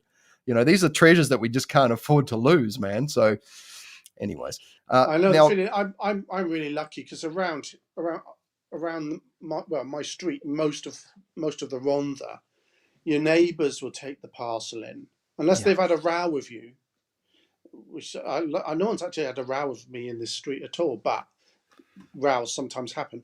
Unless they've had a row with you, they'll take your parcel in, and someone you've probably only seen once in 3 or 4 years when you were going to work in the morning and you saw them up the road, they'll suddenly turn up in the evening with your parcel that they've kept until you come home. So it is really nice like that. That's wonderful. And you live in Wales. You live in Wales, and you can understand everything that everyone says. Do they speak English mostly, or? Well, in South Wales, you people speak English. There's still the syntax is still there. Like Jones the pipes, or Jones is a plumber. For example, everyone goes, when I came up from the southwest, and everyone goes to the pub with the Welsh name in Cardiff when you first turn up. It's called the Moch and D. In English, that's the black pig, but in Welsh, it's pig black, Moch and D. D being black, so it's things. So when Jones the plumber, Jones the what, it's because they've still got the syntax, even though they mainly speak English. So it's the other way around to not the normal syntax for English. Oh, okay. So that's that's just how it comes out, and the accent as well. If you go to learn Welsh, sometimes people are speaking in an accent. Say I'm in the supermarket and they're speaking very quickly, and it sounds like they're speaking Welsh for a moment, and the meaning is the same as well when you think about what they said in English. So it's almost like the Welsh language, even if they don't know how to speak Welsh, the accent is you've got a feeling about the language that you've just. So, for example, I only went as far as foundation course Welsh, but I'd just come back from an intensive that week, and I was in the supermarket, and someone was saying something, don't know who it was, and it sounded like they were speaking Welsh to me, and then I knew what they meant. Then I realised they were saying English, and I understood that it was still the same thing, So it's a nice language. I've got to say, it's. I can see why people are more musical around these parts and like to sing more. The language and the heritage of it is just more. It's more like that, and it's also a nicer place to live. Let's be honest. Well, Wales is the true golden Albion. It's just wonderful here. You drive into England, you're like. Man, I tell you, without going into it, I only know what I'm seeing and what my friends are going through, and I'm like going, geez, she's looking pretty rough over there at the moment, and I'm grateful for being in a pretty good location actually, for various reasons. So yeah, I'm just thankful for that. Now, I just wanted to say, you've been a busy beaver on the blogs, and Are there any particular conversations that I mean, we can just talk about it a little bit because it's been a hot topic. I don't know, like there was obviously this conversation about some questions that were posed during a particular interview that a bunch of people. Yeah, that was interesting. Do you want to touch on that briefly? Would you be open to that? Yeah, sure. I mean, I wrote an article. I think Bob did as well, actually, and I think Martin's going to, and he's the one that either by design or accident changed, and yeah, I think there's a fundamental difference between the macrocosm and the microcosm, and that does not denigrate either, because the Emerald Tablet, as above, so below, and all that. So when people experience deity and nothing particularly radical. I mean, pardon me if I ask this question, and if it's a little probing, by all means, just demur an answer. Have you ever done any kind of magical work such that you are completely possessed by deity? Myself personally, yeah. I don't actively seek that out. I will say that. Okay. Fair enough. I mean, it's not everyone's cup of tea. At present, it's on my trajectory, but there are certain things that I would like to have set in place before I actively do that. However, I will quite happily say that, sometimes there are messengers of information that come up that are certainly not like dream characters, and there's things that come to me and meditation, especially in the quiet of the morning or when I'm in the forest and things like that, that bring information. And I have to say, like sometimes when I'm like doing a Tai Chi or some kind of Kung Fu form, I can I can feel like almost like an overlay of a guiding hand, it's sort of like helping to direct the form to an extent. So I guess that sort of goes into that. Yeah. So you've had an overshadowing, but you've not been completely possessed such that you don't know what went on during Yeah, that. that is correct. Yeah. Yeah. Okay. Well, in the article I describe a person that I knew.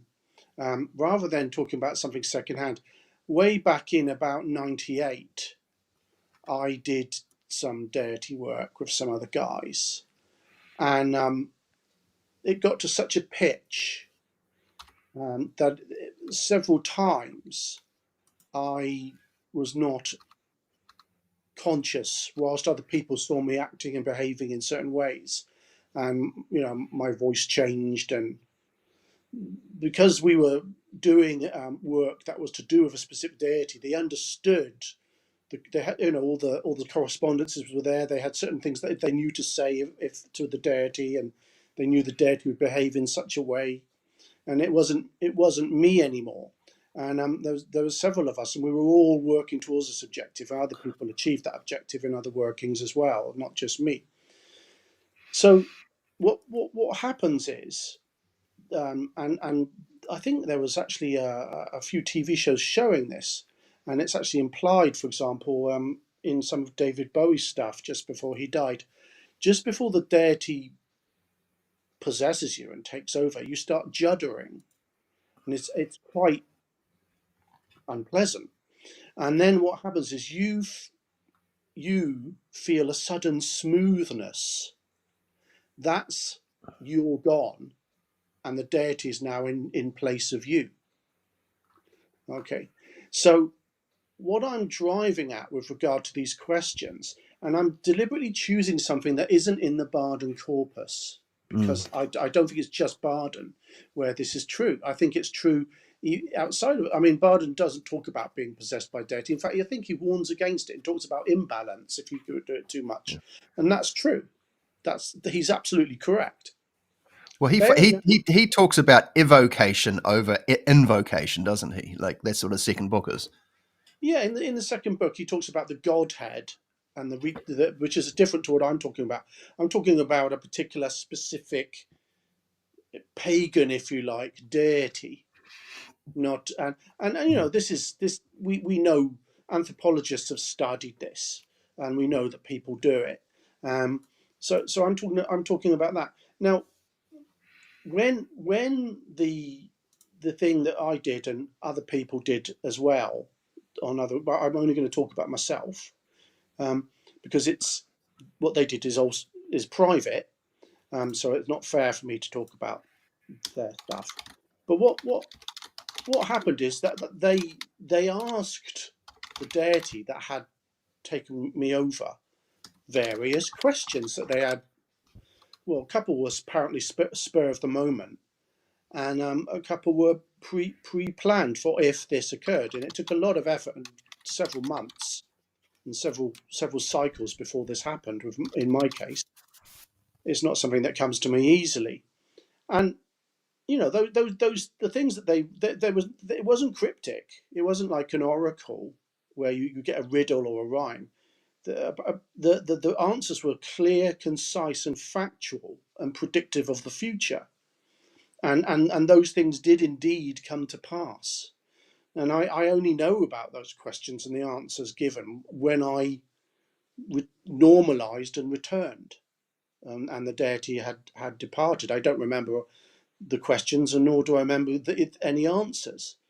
So that's a clear example, and it's something out there. It's not scientifically verifiable, but it's verifiable to a certain extent.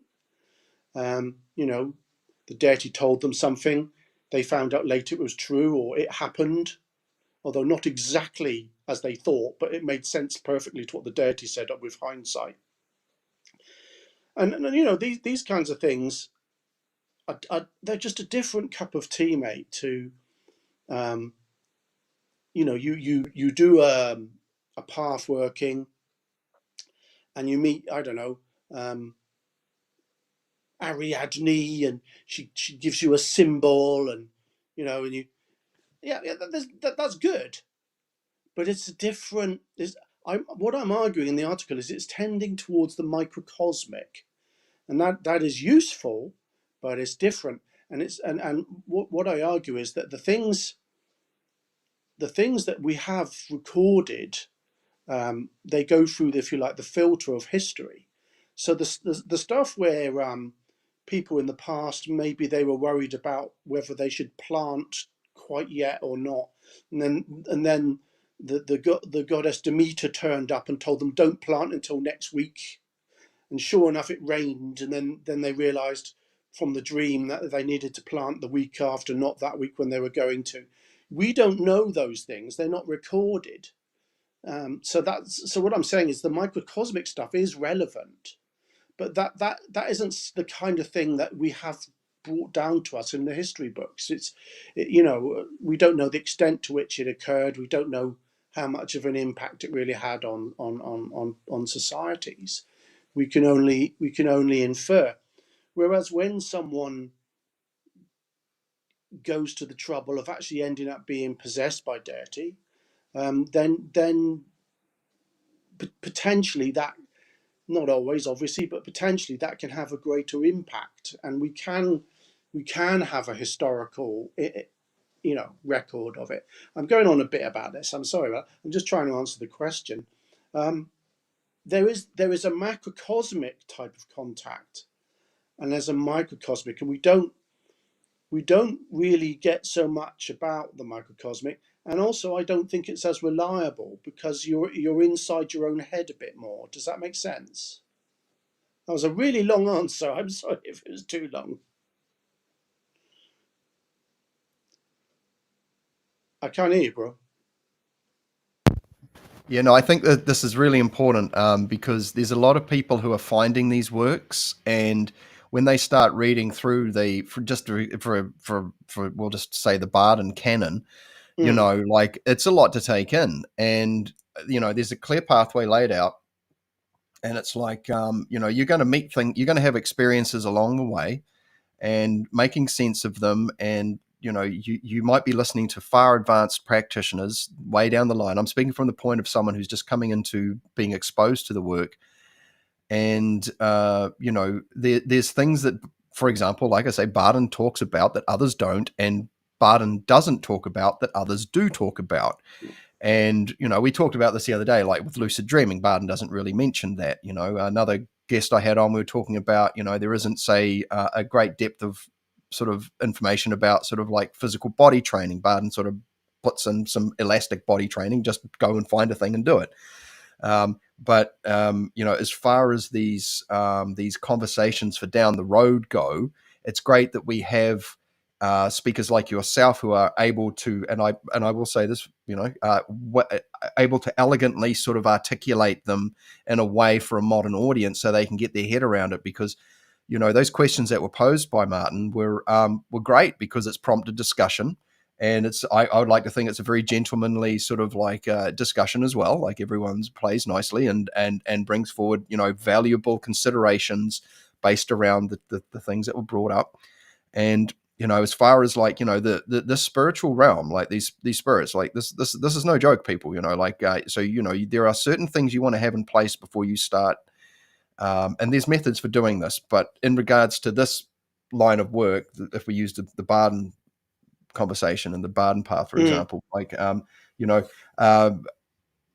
like I said, it's the practice of magical evocation, not so much invocation. Yeah, And what I've just described isn't in Barden at all. no, I deliberately chose something that isn't in the Barden corpus. So I hope you don't mind.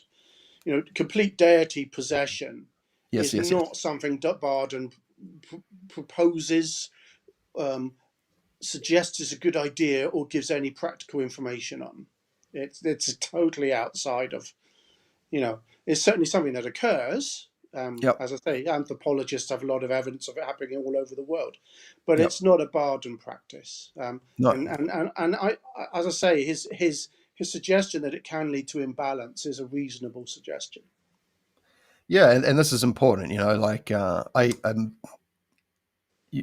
knowing what you're heading towards and what's involved with whichever particular sort of methodology. It's I think this is where like having comparative analysis and having a good casting a good wide net, spending some time with Golden Dawn, spending some time with Barden, with Crowley, or whatever it is out there, just to get a feel for the temperature of the water a little bit. And now here's a good question. I've got a question from someone in the chat here, so I'll bring this up, Philip, if that's cool. Mm. Can you feel a residual energy after the deity leaves, or any new abilities? I suspect it would vary a little bit depending on the deity, but in as far as the possession was voluntary, and not only that, you went to considerable effort to achieve it, months of effort in my case. You feel perfectly normal afterwards. It's almost as if the deity tries to put everything nice and neat and tidy before it leaves, because the deity does not wish you any ill in any way. It was a cooperative process. Residual abilities, yes, but they are to do with the deity rather than to do with you. If we look at Barden's training, the stuff you develop is to do with you. If you learn how to deal with Akasha, you work with the fluids. These are things that you work on until you achieve that capability. If you get a capability from the deity, it's via the deity, and this is where the potential for imbalance can come about.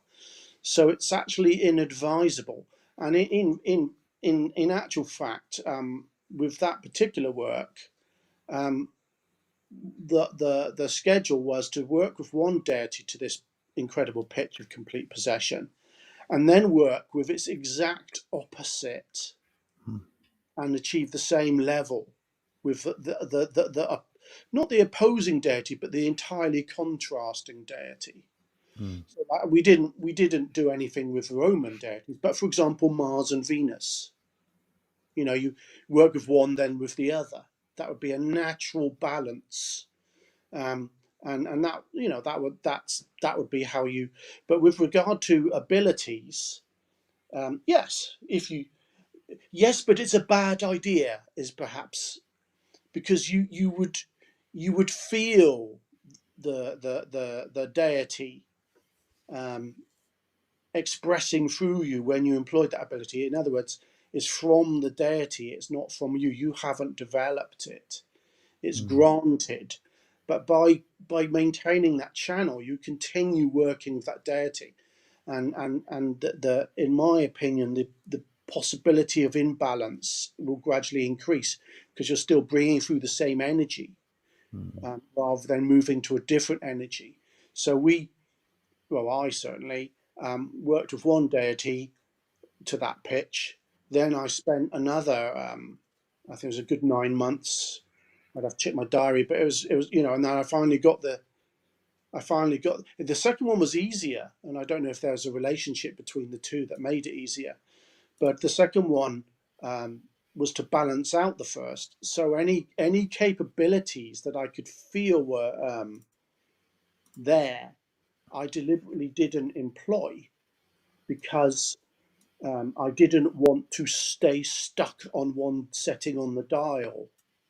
If that, I don't know if I've answered the question there. So yes, but I didn't would be the simple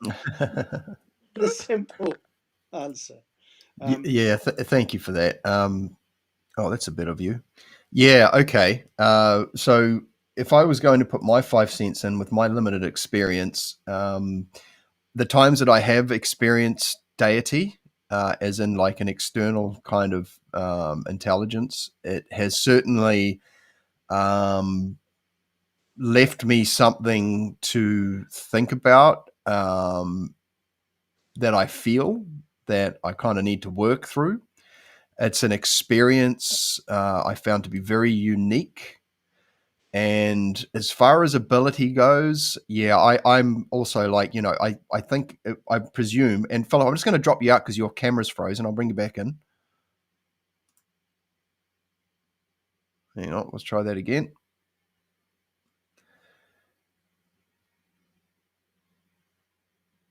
Not sure why it's playing silly buggers. Oh, hang on. Not sure why, Philip, but your screen is frozen. Can you still hear me? No. Okay. I tell you what, if you can just maybe, if you're keen to, just join back in on the session, like if you can exit and jump back in. For some reason, yeah, it's gone a bit funny. Oh, there we go.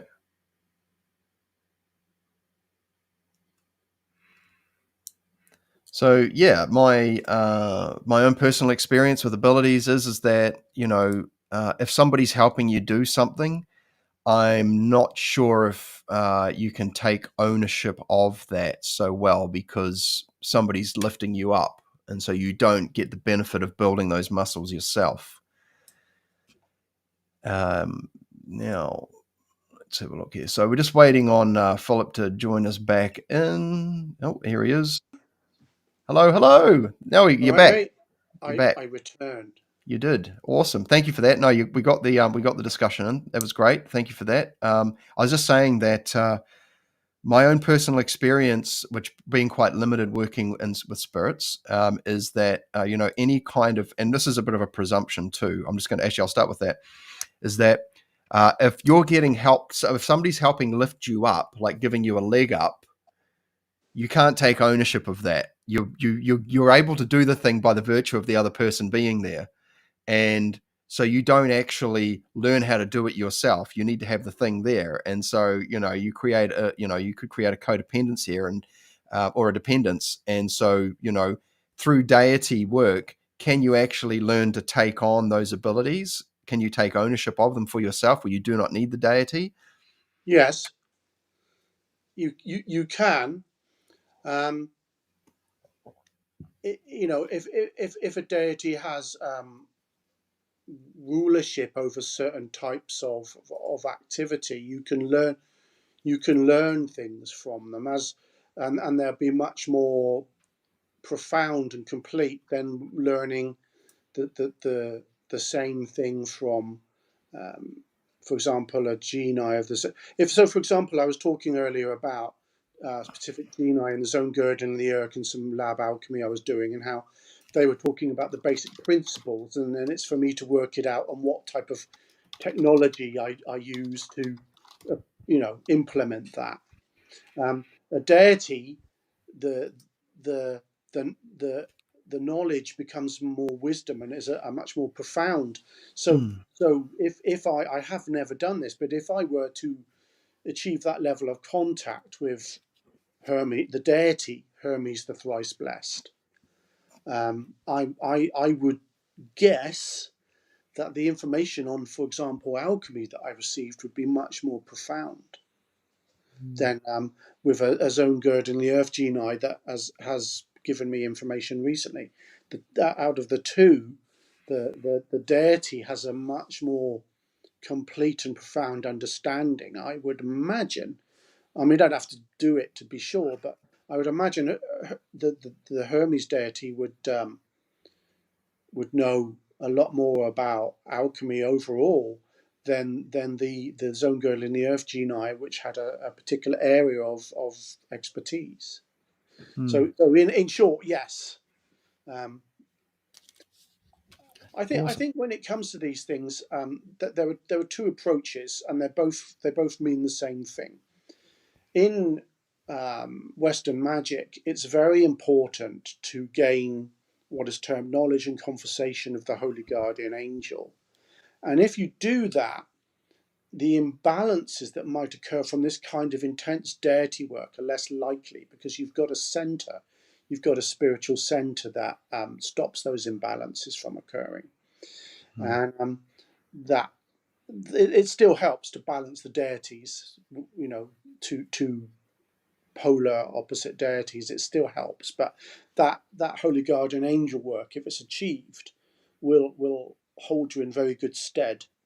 Then you've got Barden. With Barden, you've got the Godhead, which is at one of the pinnacles of initiation into Hermetics, and that will, whether or not they're the same thing doesn't really matter. That'll do the same thing for you, and also it's more practical because rather than working to this pitch with deity, you become subsumed by the Godhead instead. You have this profound experience is with the Godhead rather than Astarte or Anubis or Apollo or whoever.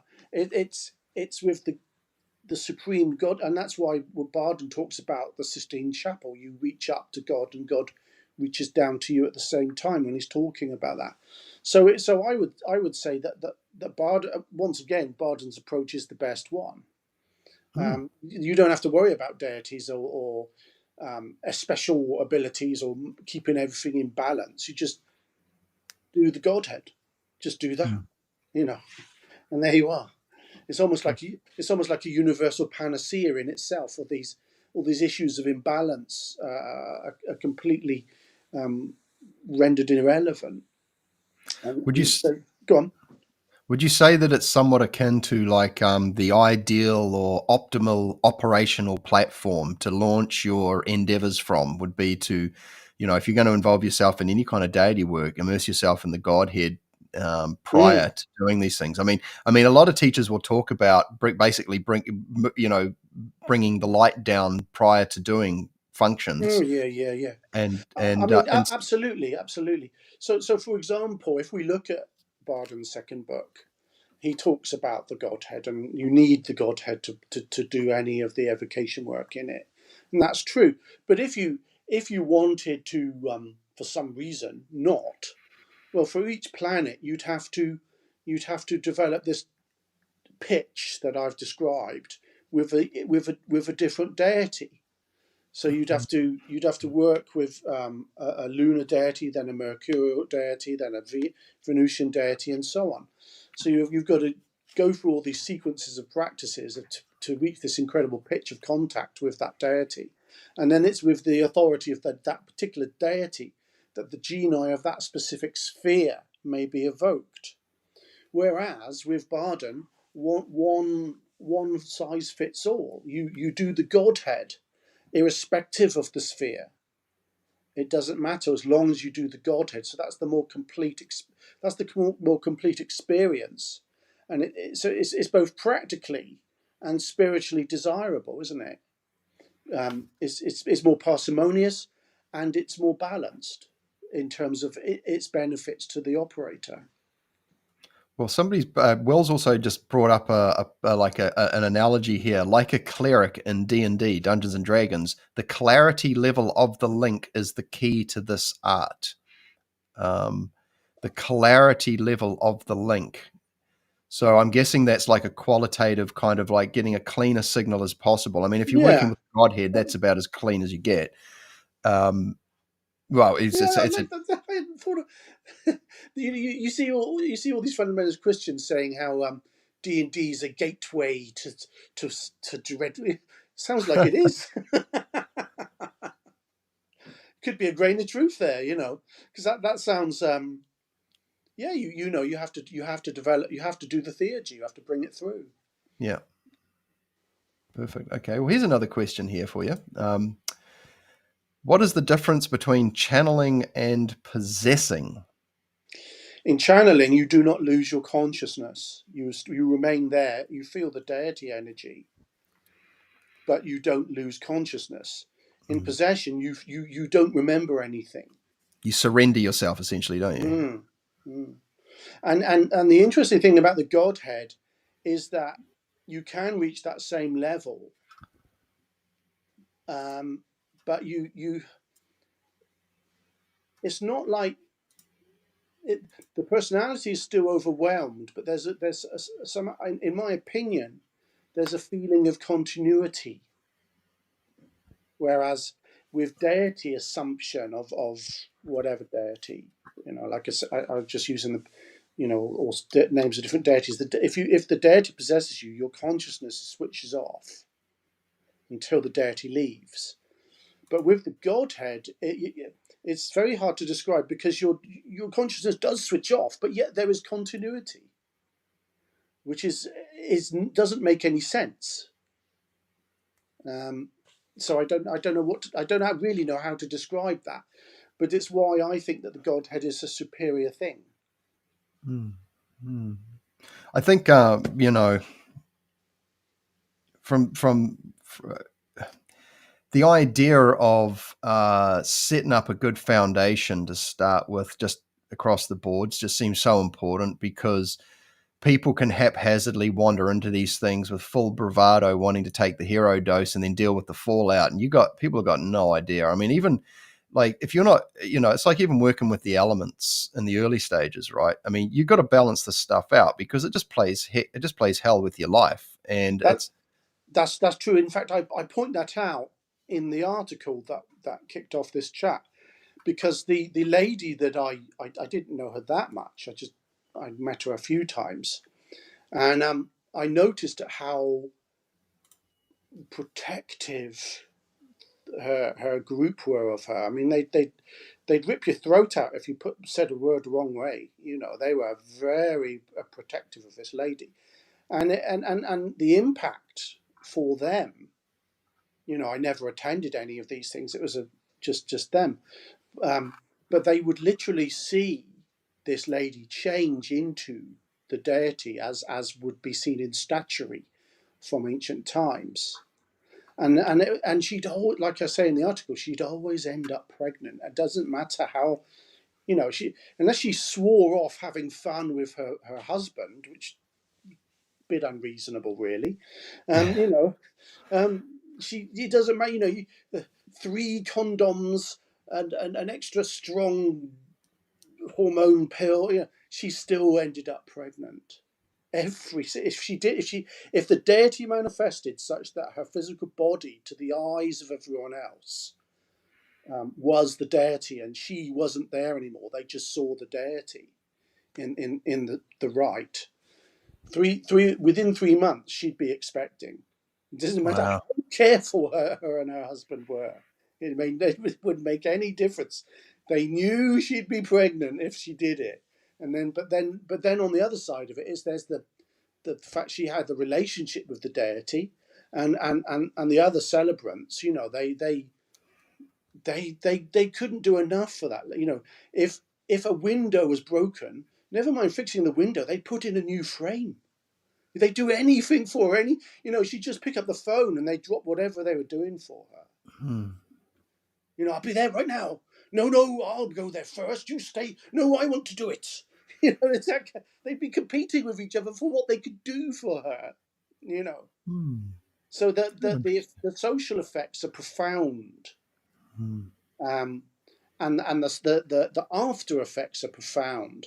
And what Martin was talking about, why people just I'm going to put words into Martin's mouth now, which he may not have said, or in any way, it's what I took him to mean, and that's an entirely different thing. Yep. Well, last night I was interacting with this deity and this angel, and then the week before it was this other one, and I'm not saying that's not true. What I'm saying is it's microcosmic, and there's a higher degree of noise in what you receive. Whereas when it's macrocosmic, the effects are, you get slapped around the face by it one way or the other. Profound life changes, profound consequences, irrevocable changes, unplanned, and that's why I've been talking. Although Barden, doesn't favour this kind of work, and I understand why, and he's correct. At the same time, it's something that happens in many cultures, has for thousands of years, And we can see the impact it has just from the historical record. And what I'm suggesting is that's a completely different cup of tea to doing a bit of something with Demeter one week and then Hades the next, and and I'm not trying to be that can have personal significance. Yes, it's like I say, the farmer might have had a dream where Demeter said, "Don't plant until next week," but we won't. That helps the farmer, but it's not something that has a shockwave through society or causes massive societal change. And these kinds of events I'm talking about can sometimes do that, and it's a different deal. That's my position anyway. Wonderful, thank you. Yeah, and aren't we blessed to have the ability to sort of just have these kinds of open discussions about these topics that just seem, for many people who might be watching currently, and I just want to say thank you to everyone who's watching. Thank you to the chat for engaging. Please, if you've got any questions, throw them in. But to be able to have access to teachers who have personal experience, who can speak, because basically there's a lot of people, I'm grateful for all of those people that in the past that, drew the short straw to see if this particular type of fruit or food was going to invigorate them or kill them. Like there was a lot of trial and error that took place to get us to where we are today. And it's funny because it even still goes on with these practices, if we just take the Barden example, this is a less than 100 years old, although to be fair, we'll become up to, a bit of an anniversary at some point soon. But,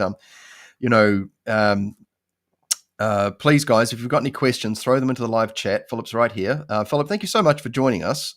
Yes. And I appreciate you being here. I always enjoy our catch-ups. And I think just quickly looking at this screen share here. Now, is there anything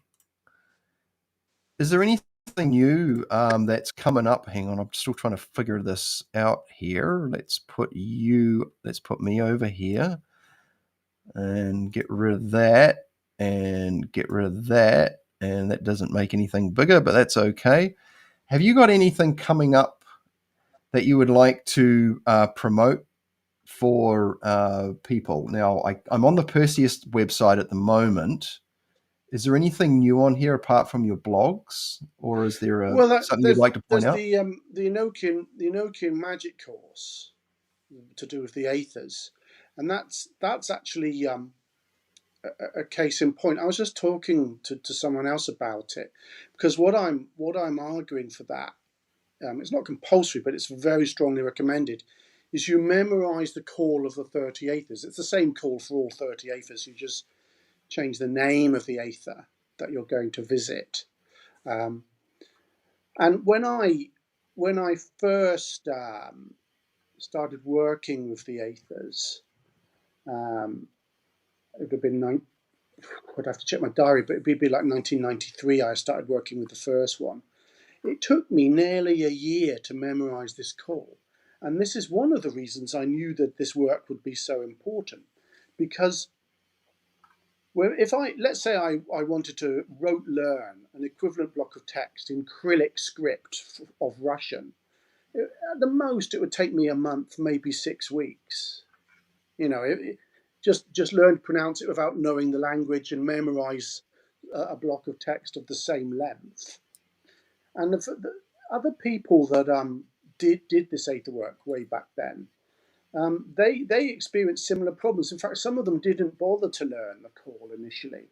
And what they found was that they had to stop their work progressing through the Enochian aethers because they couldn't get into the aether and I said, well, you need to memorize the call. Then they took the best part of a year, even though they'd been reading it out from a book before on earlier visits.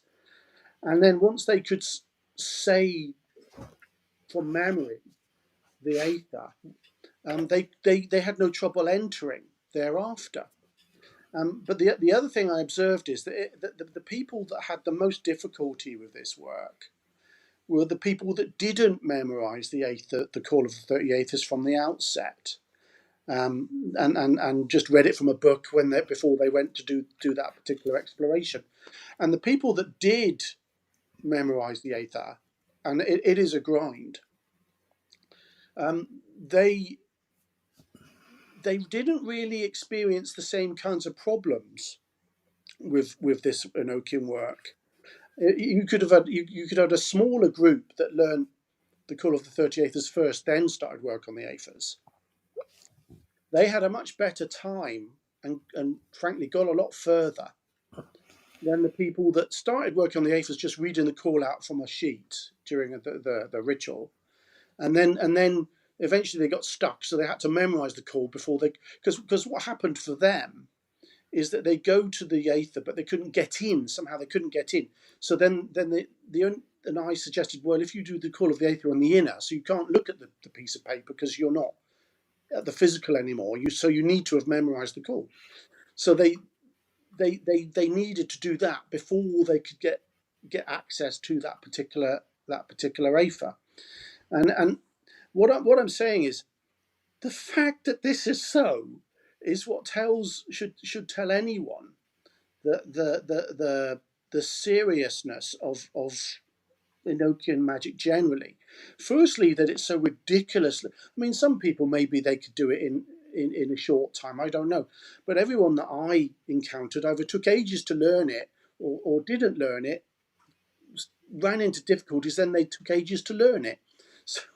So it and like I say, if you had to learn something in some foreign language, I think it would probably take considerably less time to memorize the call. So that what I'm saying is that simple fact alone would make this of interest. The fact that just memorizing this bunch of words and sounds takes such a long time to learn compared to anything else that you've tried to learn in the same way. That in itself is significant in a magical sense or in a hermetic sense. And also, as I say, it's important for people I urge to do that, to spend forever, if it seems like forever, memorizing the call before commencing exploration of the Aethers. Because as I observed, the people that didn't do that, frankly, got beat up in some of these Aethers. And that's not to say it was a plain sailing for anyone else, but the people that learned the call first seemed to be able to manage the Sturm and Drang, as it were, that these Aethers can sometimes elicit more readily. Now, there could be a number of reasons for that, but all I can simply observe is I don't know what the true reason is. I simply know that the people that memorized the call first had a better time of it than the people that didn't. So that's so what I'm talking a lot, I know, but basically the fact that it's such a pain to learn compared to anything else is in itself significant, and tells you that there's something going on there. I would suggest. And can I add one more thing? Please, go for it. Well, because I'm running this course, I'm revisiting the Aethers. Some of them, well, it's. I think I finished the first Aether in 2001, I think it was. And one of the things that I've realised, because I got back into Barden after I didn't do it doing these Aethers, I started progressing with Barden afterwards. So, for example, I think it's the 26th Aether, Des, D-E-S. I went this time to that Aether, and what I realised is that all these Aethers are macrocosmic in that they impose themselves on the person. So they have I mean, I knew this in a way already, but it was, shall we say, it was spelt out to me. What I mean by that, and I think I wrote about this in the article, is that I went to Des and my mind became still. Now, we all know that people struggle with vacancy of mind in step 1. So this is interesting. It means that if you go to the 26th Aether Des, obviously having done the 30th, 29th, 28th and 27th first, Otherwise, things will go very badly for you.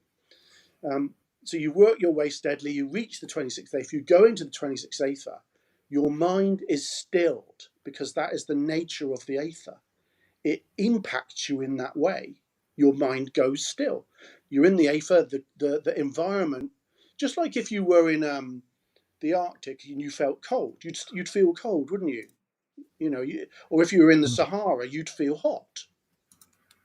So you go into this ether and your mind is still because that's the environment, that's the nature of the place that you're visiting, and it impacts you. And that's very interesting when you compare it to, let's use an example. Barden talks about, it might be difficult to enter the solar sphere when you travel in the second book. You travel to the solar sphere and you might not be able to get in, and you have to load your spiritual body with mental body, in effect, with solar energy and work at it, and eventually you can enter the solar sphere and start interacting with the genii of that sphere. And the ethers are a little different to that. If you know the call and you know the names of the governors, they'll draw you in. So you don't have to struggle to get in, they'll pull you in. And that can be, so for example, if someone has developed being able to travel out of their body, but for some reason they haven't developed vacancy of mind, when they go to the 26th ether, their mind will be stilled and they might not like it because they haven't done, it might be quite an unpleasant, but it's the environment of the ether impacting on them, you see. So if you've achieved vacancy of mind, you kind of chill out in the ether. It's chill. You're in the ether. There you are. The mind is still. I'm in the ether. You don't. When you do vacancy of mind, even further on, you have to put a bit of effort into it to achieve it. You go to the 26th ether das. There's no effort. It just suddenly happens because that's the environment you're in. It's imposed on you. So the difference is, and this is why I would argue that there's a degree of risk in Enochian magic compared to Barden, is if you learn the calls and the keys and all the sigils, the entities will draw you into that environment rather than you, for example, Barden, struggling and working so that you can enter the solar sphere. And then after some effort, as Barden writes, some people might find it's a bit tough. So they do all this work and they can eventually enter the solar sphere. With the ethers, if you do all the stuff they ask of you, they're going to pull you in. And if you weren't, using the example of just Barden step 1, vacancy of mind, if you hadn't done that, it might be a little unpleasant. You see what I mean? Yeah, so totally. The ethers are distinctive in that they have an environment you can enter them, and that environment will impact you. Whereas with Barden stuff, if the environment isn't something you've assimilated, you have to work and start to work to assimilate it before you can enter. But with the ethers, if you learn the call, you learn the sigils of the governors, they'll draw you in. And if you aren't attuned to that level of existence, you're going to have a bit of a surprise, and you might want to leave. Yeah. So as a tool in hermetics, it's really useful. Let's say, for example, ethers further up, if you're looking to a certain more advanced step of initiation into hermetics, and you're struggling with that particular step, and an ether relates directly to it, so you're at the edge of that step, you've kind of achieved it, but it's not right there. Then you do the equivalent ether because you've been working through the ethers, and that gives you a benchmark because it's imposed on you in that ether. Then when you return, you've got a benchmark of what that's like, which you can then feed back into your initiation into hermetics work. Wonderful. So that's the other side of it is that it's generally recognized, and I would agree, some of a person's karma can be processed in these ethers, and that really helps, especially if you've done naughty things in previous lives. It won't be, you won't get complete absolution for whatever dreadful stuff you may have done in centuries past, but it will help. And that also is a boon, although not easily won. It can be an ordeal. Anyway, that was probably a very long answer to the question again, man.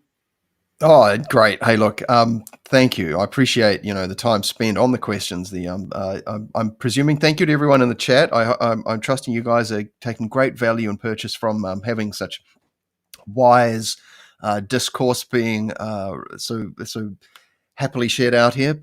So now I want to definitely give a plug for the course. So if you go to Perseus Arcane Academy, and I've just made up a special ticker. Here we go here. No, not a ticker.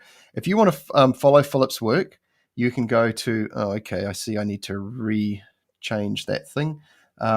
You can go to Perseus Arcane Academy. Here we go here, Perseus. And I think it's my mouse there. And if you go to, I do believe, if you want to find Philip's work, probably the easiest way to do it is to go to courses. Although I did struggle to find it under courses. Do you know where it is in here? I just click on it. I think I usually use a search if I need to look at. Oh, there we go. There's a search there. So if I go, so if you're interested in Enochian or alchemy, go into the search under Perseus there, and there's no results for Enochian. Ah, how interesting. Okay, let's try alchemy. Because I think James at Perseus does a great job of linking everything up. No, the search function might not be working. Okay, so if you want to find the other way to do it. That's the other thing about Enochian, mate. It causes disruption. Wow, there we go. It gates itself. So if you go into under more and then go to blog, you will see down the right here, you will see Philip Harris-Smith tackles long-standing questions. That's a good place to start. And then James has linked a whole bunch of ways to get in touch, and you can find your way there. So I know that James is also working on a new version of the website too, so there may be a bit of ease of navigation. And let's just see here. Yeah, okay, that's cool. Well, Philip, I'm going to say thank you so much for coming on in an impromptu hangout here while I fluff around and try and figure out this new streaming software. I'm very grateful for your time, your knowledge, and your wisdom shared, and thank you to all the chat for joining us. I appreciate the chance of chatting about this stuff. It's been a lot. I've been thinking about a lot of things recently, and I'm grateful to your audience for listening to what I've been trying to say, because I've been thinking through a lot of things, and that's been very useful for me. I do appreciate it. Yeah, and I want to say too that I found personally that a lot of what we want to try and get out that we may struggle to verbalize when we're doing things by ourselves can sometimes be find a natural lubricant in the form of just conversational dialogue. And I found this to be a great thing. That's one of the reasons why I like doing these chats and things is because there's topical things that are relevant to our times and to our practices, and sometimes just a couple of people sitting around having a cup of tea and a chin wag can bring it out in just the right way. So thank you so much for your time here, Philip. I'm going to say a big thank you to the chat too. I'm sticking around because I've got a couple more things I want to share. So thank you, Philip. You've got what's coming up. Thank you. What's coming up in the near future? Have you got anything coming up that you want to share quickly? Well, Enochian Hermetics is still trundling along. I was talking about it a little bit with Falcon the other day, and what if any additions would be occurring. No, I mean everything is turning as do the seasons, really. Wonderful. Okay, well, we're having another Bard in towards, I think it's even next weekend. I better get busy. Is it? So, okay. Yeah, it's the Can Equinox. I come? You're always welcome. And yeah, and I think the new software even allows me to have a few more people. So that'd be good. I'll be able to figure it out. I've got a lot more flexibility with this new program, so I'm so grateful because I've been dealing with the big guys, and these are a smaller player, and they've got a lot more functionality. So I bless them. Thank you so much, EV Mux. Even though I'm not sure how to read some of your bad English translated things. I'll figure it out. So Philip, you have yourself a beautiful day, sir. A beautiful And you, evening. mate, and you. And yeah, I'll be in touch very soon about the next episode of the Barred In. Stay well. All right then. Take it easy, man. And Thanks. thank you, everyone. Oh, you're most welcome. All right. Hey, thanks everyone for sticking around. Okay, so what I'm going to do is go to the banners, drop that one off. Now, please like and subscribe. This is very, very helpful. Subscribe. Most of according to the metrics on YouTube, most of the people watching this aren't subscribers. So I am grateful for those of you that have pressed the like and subscribe button. The other one to do, of course, is if you would like to support the channel, you can go to Phil Rice. Hang on, let's edit that and change that from that to that, and then turn that into, I'm doing everything on the fly here, guys. Would you like to support the channel? Go to philrice.substack.com. You can give me your email address. You don't have to pay anything. That's fine. Email means that we can stay in touch, guys, and that we can,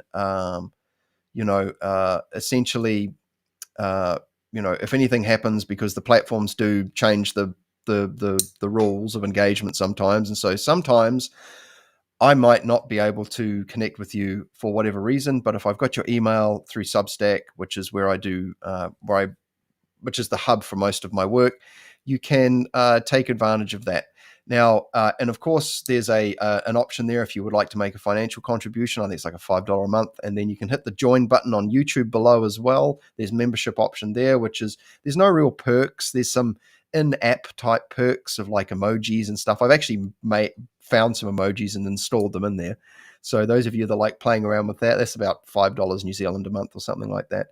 And all of that helps towards things like the live streaming software. At the moment, I'm getting sponsorship, and I'm so grateful to Violet Flame Studios, actually. Thank you, Violet Flame Studios. Go to their website. I'm going to just disappear for like 2 minutes, and then I'll be back, guys. If you would like to stick around, I've got a couple of short video pieces that have emerged recently. Violet Flame Studios has got a new trailer for the Ascension, the Immortal Alchemist game. There's also a new video, which I'm going to load up from the Institute for Hermetic Studies, from Mark Stavish. And I've got a bunch of memes. But before that, I'm just going to go and disappear for about 2 minutes. So please stick around. Now, I think I can even put a bit of music on. Let's go for, let's try this one.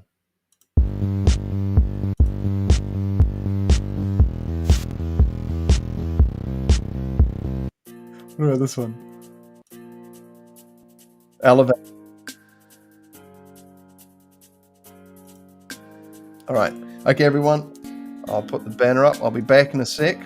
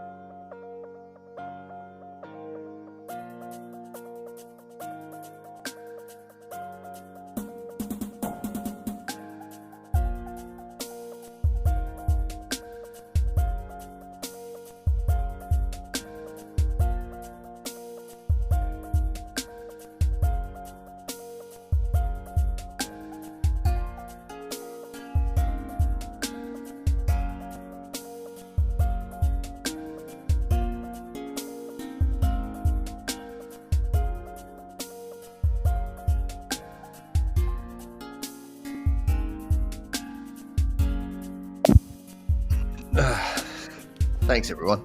How's that music? Is the music all right?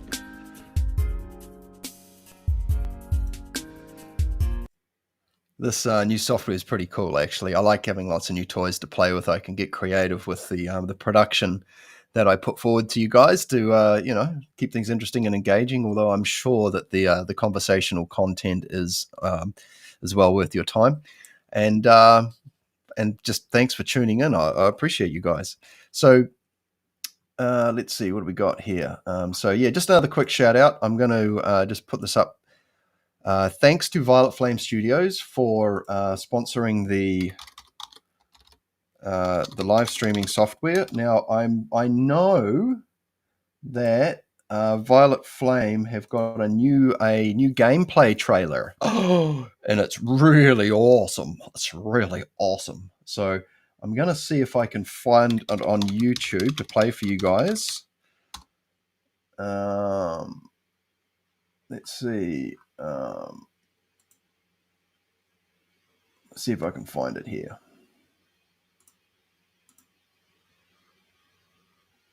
Nope, it's not on there. I know it's on their website, so let's go there instead.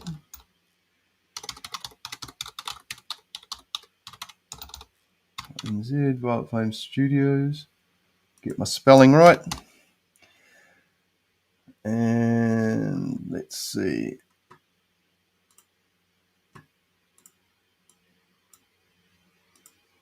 Okay, are you guys ready for this? This is awesome. I just need to figure out how to load it up.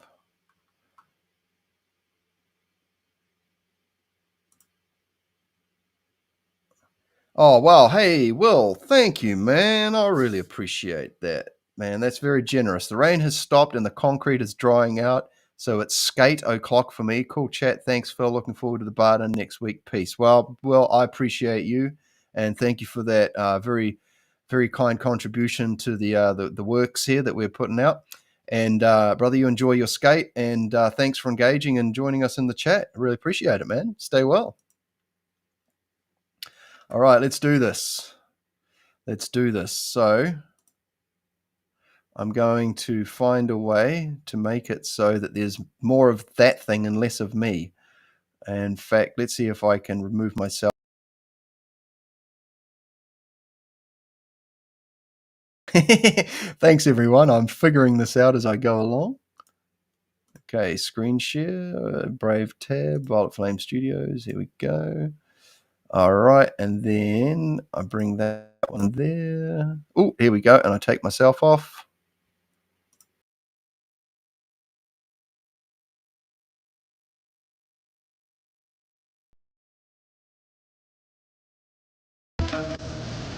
Here into the enigmatic labyrinth, forged in the mind of an ascended master, a worthy soul destined for greatness through transcendence of tribulation. For the great trial, chosen you have been.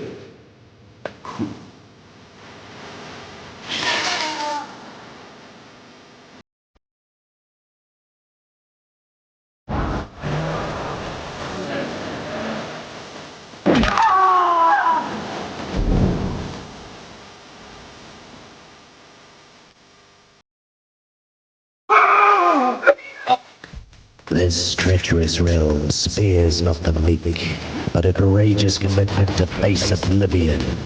Their essence repeatedly annihilated again and again. Only those who decipher the arcane laws of motion dare navigate this accursed dungeon. Those few who unravel its secrets can claim the ultimate triumph of ascension.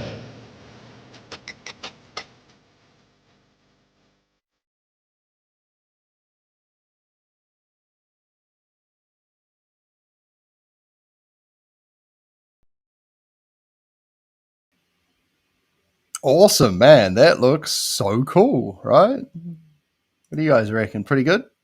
So Violet Flame have been. I'm involved with the studio in various capacities, and they've their Kickstarter is launching, I believe, early next week on the 18th. I think it is, and I think it's going to be like a I could be wrong here, but it's going to be very cheap. It's going to be like a $5 game on Steam, essentially. And the way that they're setting it up is that even people with lower spec machines, it's not going to require high-end software to run it. And so, yeah, it should be pretty accessible to everyone. So please go check that out. violetflamestudios.com. And they are also this month's sponsor as well. I wanted to hook them up again this month to help them with the Kickstarter. Now, the other thing I wanted to show you guys was, and this is pretty interesting, is that there's a new game coming out, and I was watching and this is very esoteric, and it's looking pretty interesting actually, because let's see if I can get that. Because of this one line in it, or sorry, this. Hang on, I'll see if I can get it without having to.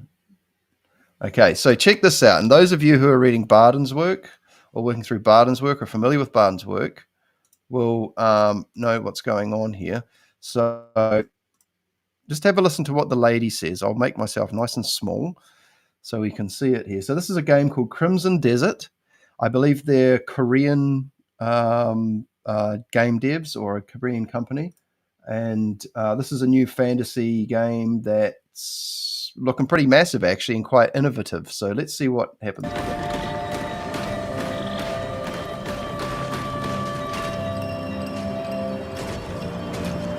Shall we walk together? Who are you?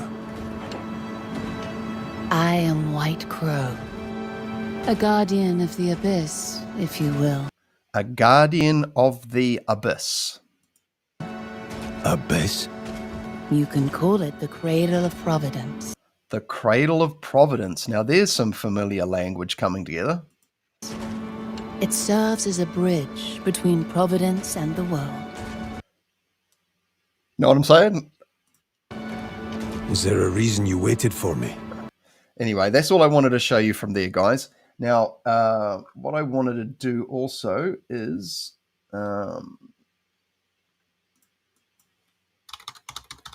Institute for Hermetic.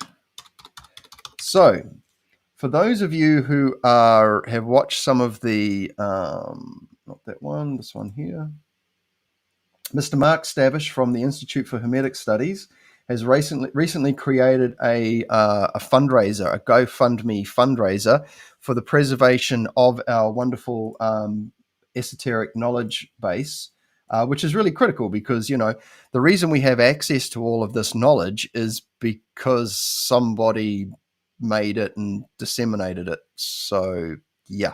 So it's a thing, right? We have access to this knowledge because there's teachers actively out there. There are people writing books, and there are, you know, people doing the works to ensure the continuity of availability, making sure this information stays available, because political, religious, cultural climates can just change like that. You know, we rely very much on electronic media, which when the power goes off, we're kind of screwed. And so, you know, just the preservation of the knowledge in and of itself is a work. And Mark at the Institute for Hermetic Studies, this is what he does, you know, as well as giving lectures and creating training materials and things like this. And you know, and Mark has some strong opinions on things. And if we put that aside, and I'm not pro or against it or anything like that, but the work the man is doing to maintaining the, like I said, the availability and impressing upon people the importance of why this, you know, this, why these things are kept alive. You know, there's a, you know, if they weren't here, we wouldn't have them. We wouldn't be having this conversation. So I'm going to start this up, and I'll take myself off the screen. Ralph Waldo Emerson once said, some books leave us free and some books make us free. That gift, the gift of freedom, is one we seek for ourselves and for others. It is the freedom that Certain ideas can bestow upon our mind and forever change our course in life, even across lifetimes. My name is Mark Stavish, and I am the founder and director of studies of the Institute for Hermetic Studies, and I'm asking for your support as the Institute works in cooperation with the Weinberg Memorial Library at the University of Scranton in the establishment of the Institute for Hermetic Studies collection. This collection of books, publications, letters, lessons, recordings, and ephemera, all dealing with various forms and schools of esoterica, spirituality, and psychic research, will be one of a limited number of its kind across the country, and will be the first of its kind in the region. Here, in northeastern Pennsylvania's premier research library, these materials will be made available to both researchers and the general public. Listed in a searchable database, this special collection will provide a safe and lasting home for this vital and often fragile information coming from some of the 20th century's most important organizations and authors dealing with consciousness studies, as well as traditional Hermeticism, alchemy, astrology, and Kabbalah. So join with us as we pave the way into the future. A future where the seeds of the tree of knowledge are planted and watered, and where maybe, in some not-so-distant life, you can sit under its bountiful shade and enjoy the fruits thereof. Make your financial contribution today using our GoFundMe page. Or to find out more information, contact us at info@hermeticinstitute.org. Thank you.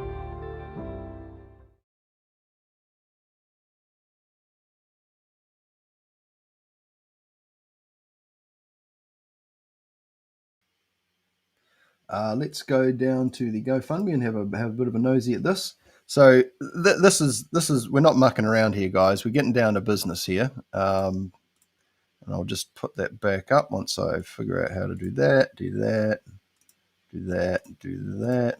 Okay, I need to get good at doing that. Okay, so like I said, we have the information we have because somebody put in time and effort to make it available, and Mark is doing the meta here by making the availability available. Yeah, and so if you are looking, and obviously this is local and regional in Pennsylvania, but it's ideas like this that can kick off bigger things and inspire others to do the same in their own locale. It's a little bit like what I'm doing here with the channel as I sort of find my way, of bringing attention to certain things that I think are valuable. And one of those is the ready access and availability of information. Going to a library and being able to get a book out instead of having to purchase it, right? Even that in and of itself is quite a valuable sort of, access point, because there's a lot of books out there and not everyone's in we're not in the ideal financial economic climate to be buying lots of books necessarily, not everyone anyway. And so we're trying to, meet everyone's needs, whether it's through content on, say, YouTube, like I'm doing here, where I have an optional sort of opportunity for people who would like to support what I'm doing, whether it's via Substack or getting a YouTube membership for, say, $5 a month, or you can go on to, say, Perseus Arcane Academy, purchase a course, get stuck in, find the value of the teachers in there. You can come on to the GoFundMe here and find the opportunity to support like I said, the continuity of information, because if it's not there, then we don't got it. It's pretty much that simple. So the GoFundMe, a lot of time and effort's been put into this. So they've raised close to 4.5 out of 40,000, and this is sometimes what it takes, is a considerable stack of cash to keep things alive, well, and current. Now, there's a whole conversation there that people can have, that people can explore about different tiers and things like this. And you get access to all sorts of things based on your donation size. And I'm going to be connecting with Mark Stavish in the next week, and we will be having a discussion specifically about this. Okay, because it's such an important convo. I know it may not be interesting to everybody, but it's something I'm going to bring forward. So please watch out for that. But like he said at the end there, you can get in touch with him at info at, I have to remember where it was. Hang on, let's go back to the thing here.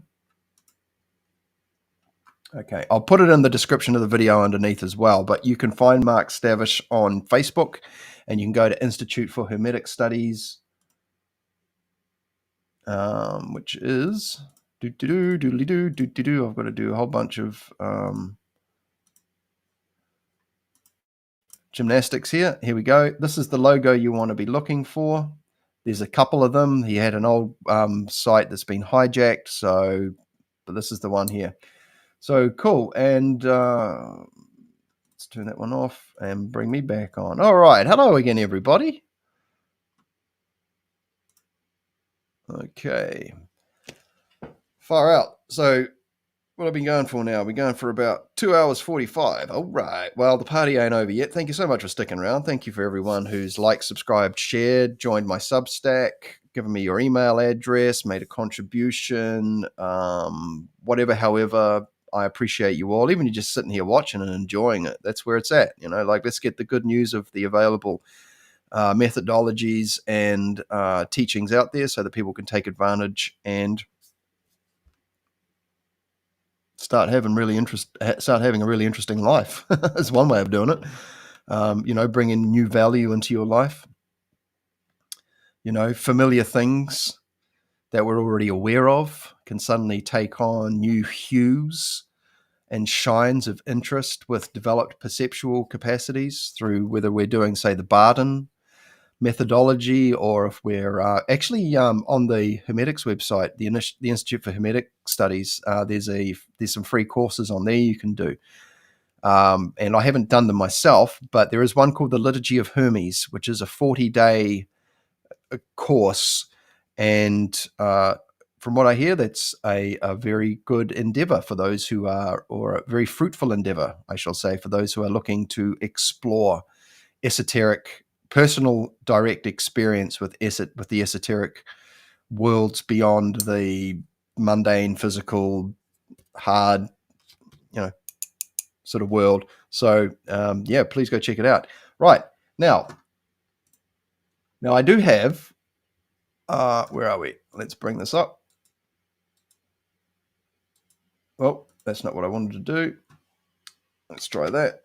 Okay, let's go open with. Oh, the computer's getting a bit slow.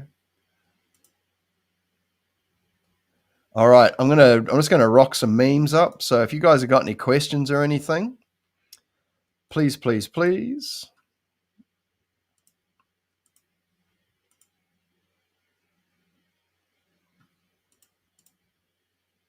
Okay, I'll make myself nice and small, swap those guys around, figure that out. Okay. A Godzilla harp. It could be AI. What do you reckon? You reckon it's AI? Sort of a tricky one, that one, isn't it?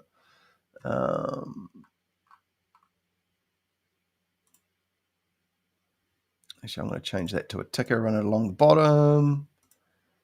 If you guys like the stuff I'm doing, why not give me your email address on my Substack or something like that. What do I do with your email address? I don't pass it to places, so you're going to start getting swamped with all sorts of kooky, weird investment opportunities and timeshares.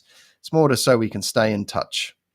So thank you, everyone, who has signed up for my Substack. It's starting to grow, and I'm sort of still on the fence about creating exclusive content. I'd rather just create content, and then people that see the value in it in the community will make a contribution, and so that others can, enjoy it as well. I'd rather just not put anything behind a paywall.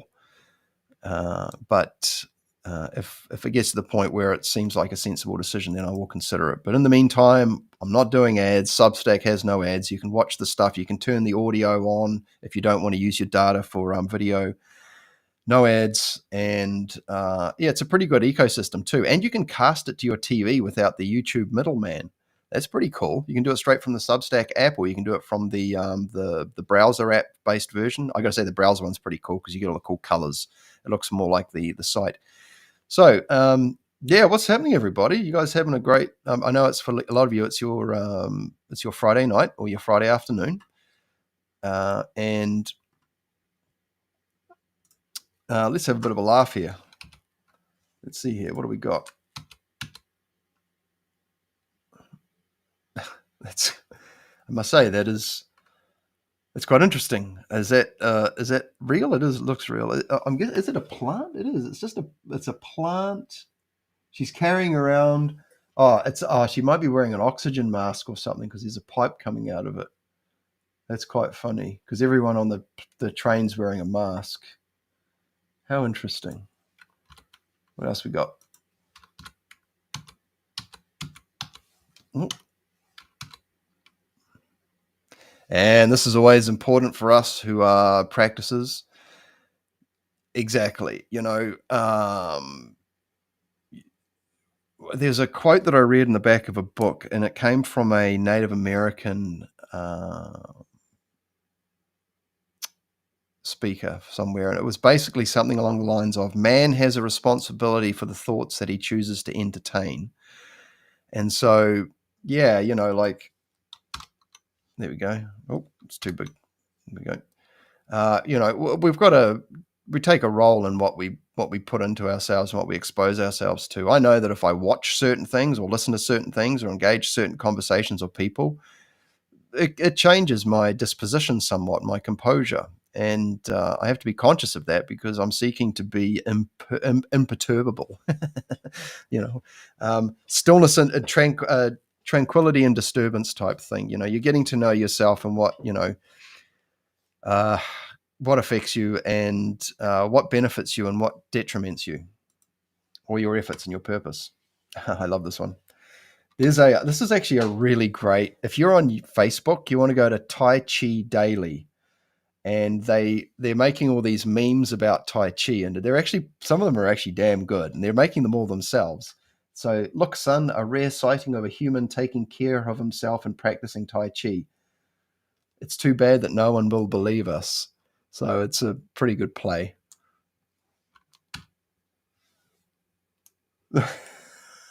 This is great. God, should I quit my job and pursue my dreams? So, yes. No. Yeah. Lots could be said about this. Where do we take our prompts from, and where can we find internal prompting? Seeking external validation can rob us of our own personal agency. Oh, I think I've maybe shared some of these already, but this is a good one. This is always a good one to share, isn't it?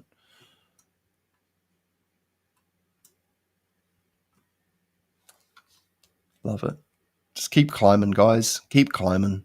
Put the work in.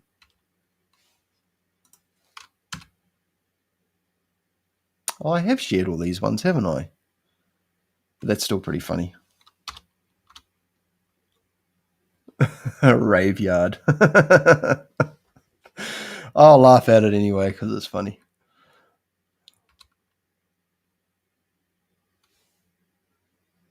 Yep, pretty much.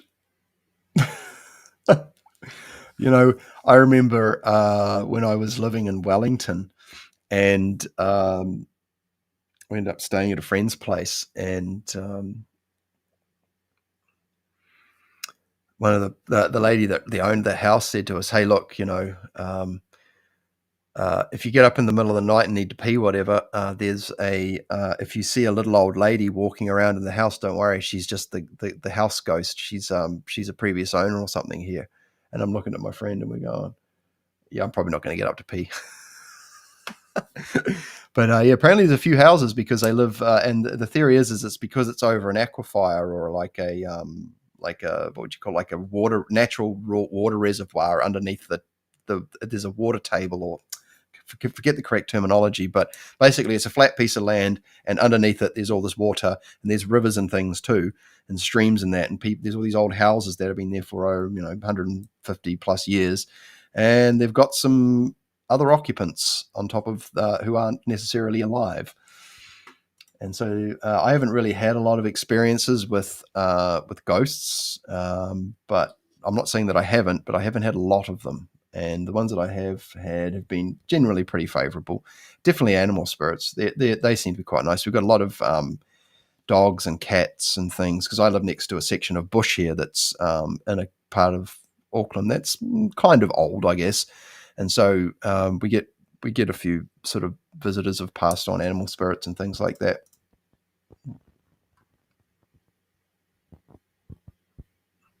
Oh, hello, Heather. How you doing? Oh, you did you? All right, I'll have to bring it up. Let's see. Oh, that's gold, sis. Oh, I'm bringing that up. Oh, how can I do that? I need to. I think I can do it. I need to figure this out. Hang on.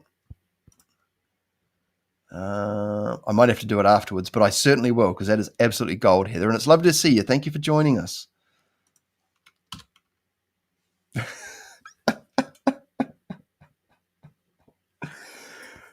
Who says we can't have fun on a spiritual path, right? Are we on a spiritual path? Are you the most spiritual person you know? Who's the uber spiritual person in your life? There's that guy, JP Sears. If you haven't come across him, he's pretty funny. He's a redhead dude with the muscles and that long hair. He's definitely changed his angle with his online presence. But regardless of how anyone might feel about that, he did this back in the early days of his content. He used to create these videos called Ultra Spiritual Life, and ultra spiritual, like, there's a hierarchy or something like this, which is funny because it kind of is, but not in the context he was providing it as. Basically people trying to one up on each other and their spiritualness, who's more spiritual. Anyways, what's next? What do we got here? Oh, people who know. Yeah, this is a boss room. Big open room, no enemies. This is a boss room. Yeah. Man, I love Lord of the Rings so much. I'm going to sit down and watch The Hobbit again. I think The Hobbit was great to have you here with us, sis. Thank you. The Hobbit was a bit of a took me a bit more to watch that one, actually. I found it to be so different from the Lord of the Rings movies, even though it had a lot of the similar characters and things. It was still a little bit, took a bit more to chew through that one, I have to say, because there was a lot of extra content added to it to fatten it out. Because I think originally it was only going to be one movie, and then they turned it into 3, so they had to fatten it out, and they added some new characters and some new lore and that into it as well. This is great. Oops. I think the language is a bit there. Optimism. It's the best way to see life. Gotta love it, right? Gotta love it.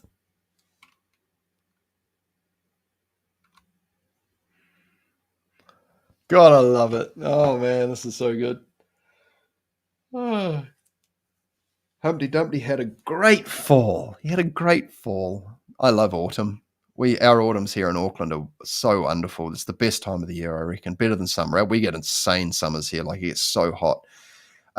Auckland's it's kind of weird. Anyone that sees it on the map, it's basically a city on a strip of land that joins two large land masses. So you got the North Island, and then you got Auckland, which is sort of near the top. It's about 3 or 4/5 up the country. It's probably more than that. It's probably near the 2/5 at the top there, and it's on this weird strip of land. And so we've got these two big bodies of water on either side, and it's yeah, we have pretty wild weather here.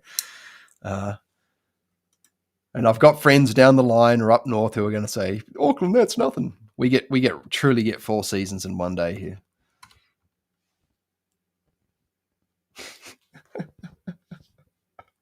And I just want to say thank you to everyone in the chat, everyone joining us. If you got a question, throw it into the chat. I appreciate you all. If you are looking for a way to support the channel, best way, guys, is to go to my Substack. Go to my Substack, philrice.substack.com. Put your email address in. There's a pay option there if you want to. I welcome that. Thank you. But otherwise, just connect with me on there. There's no extra perky exclusives on there at the moment. But it ensures that, you know, if something happens with YouTube, then we've still got access to you guys. Okay. Now, I'm being told that my live broadcast is going to end shortly. So I'll have to say see you guys, and I'll see you again soon. Bye.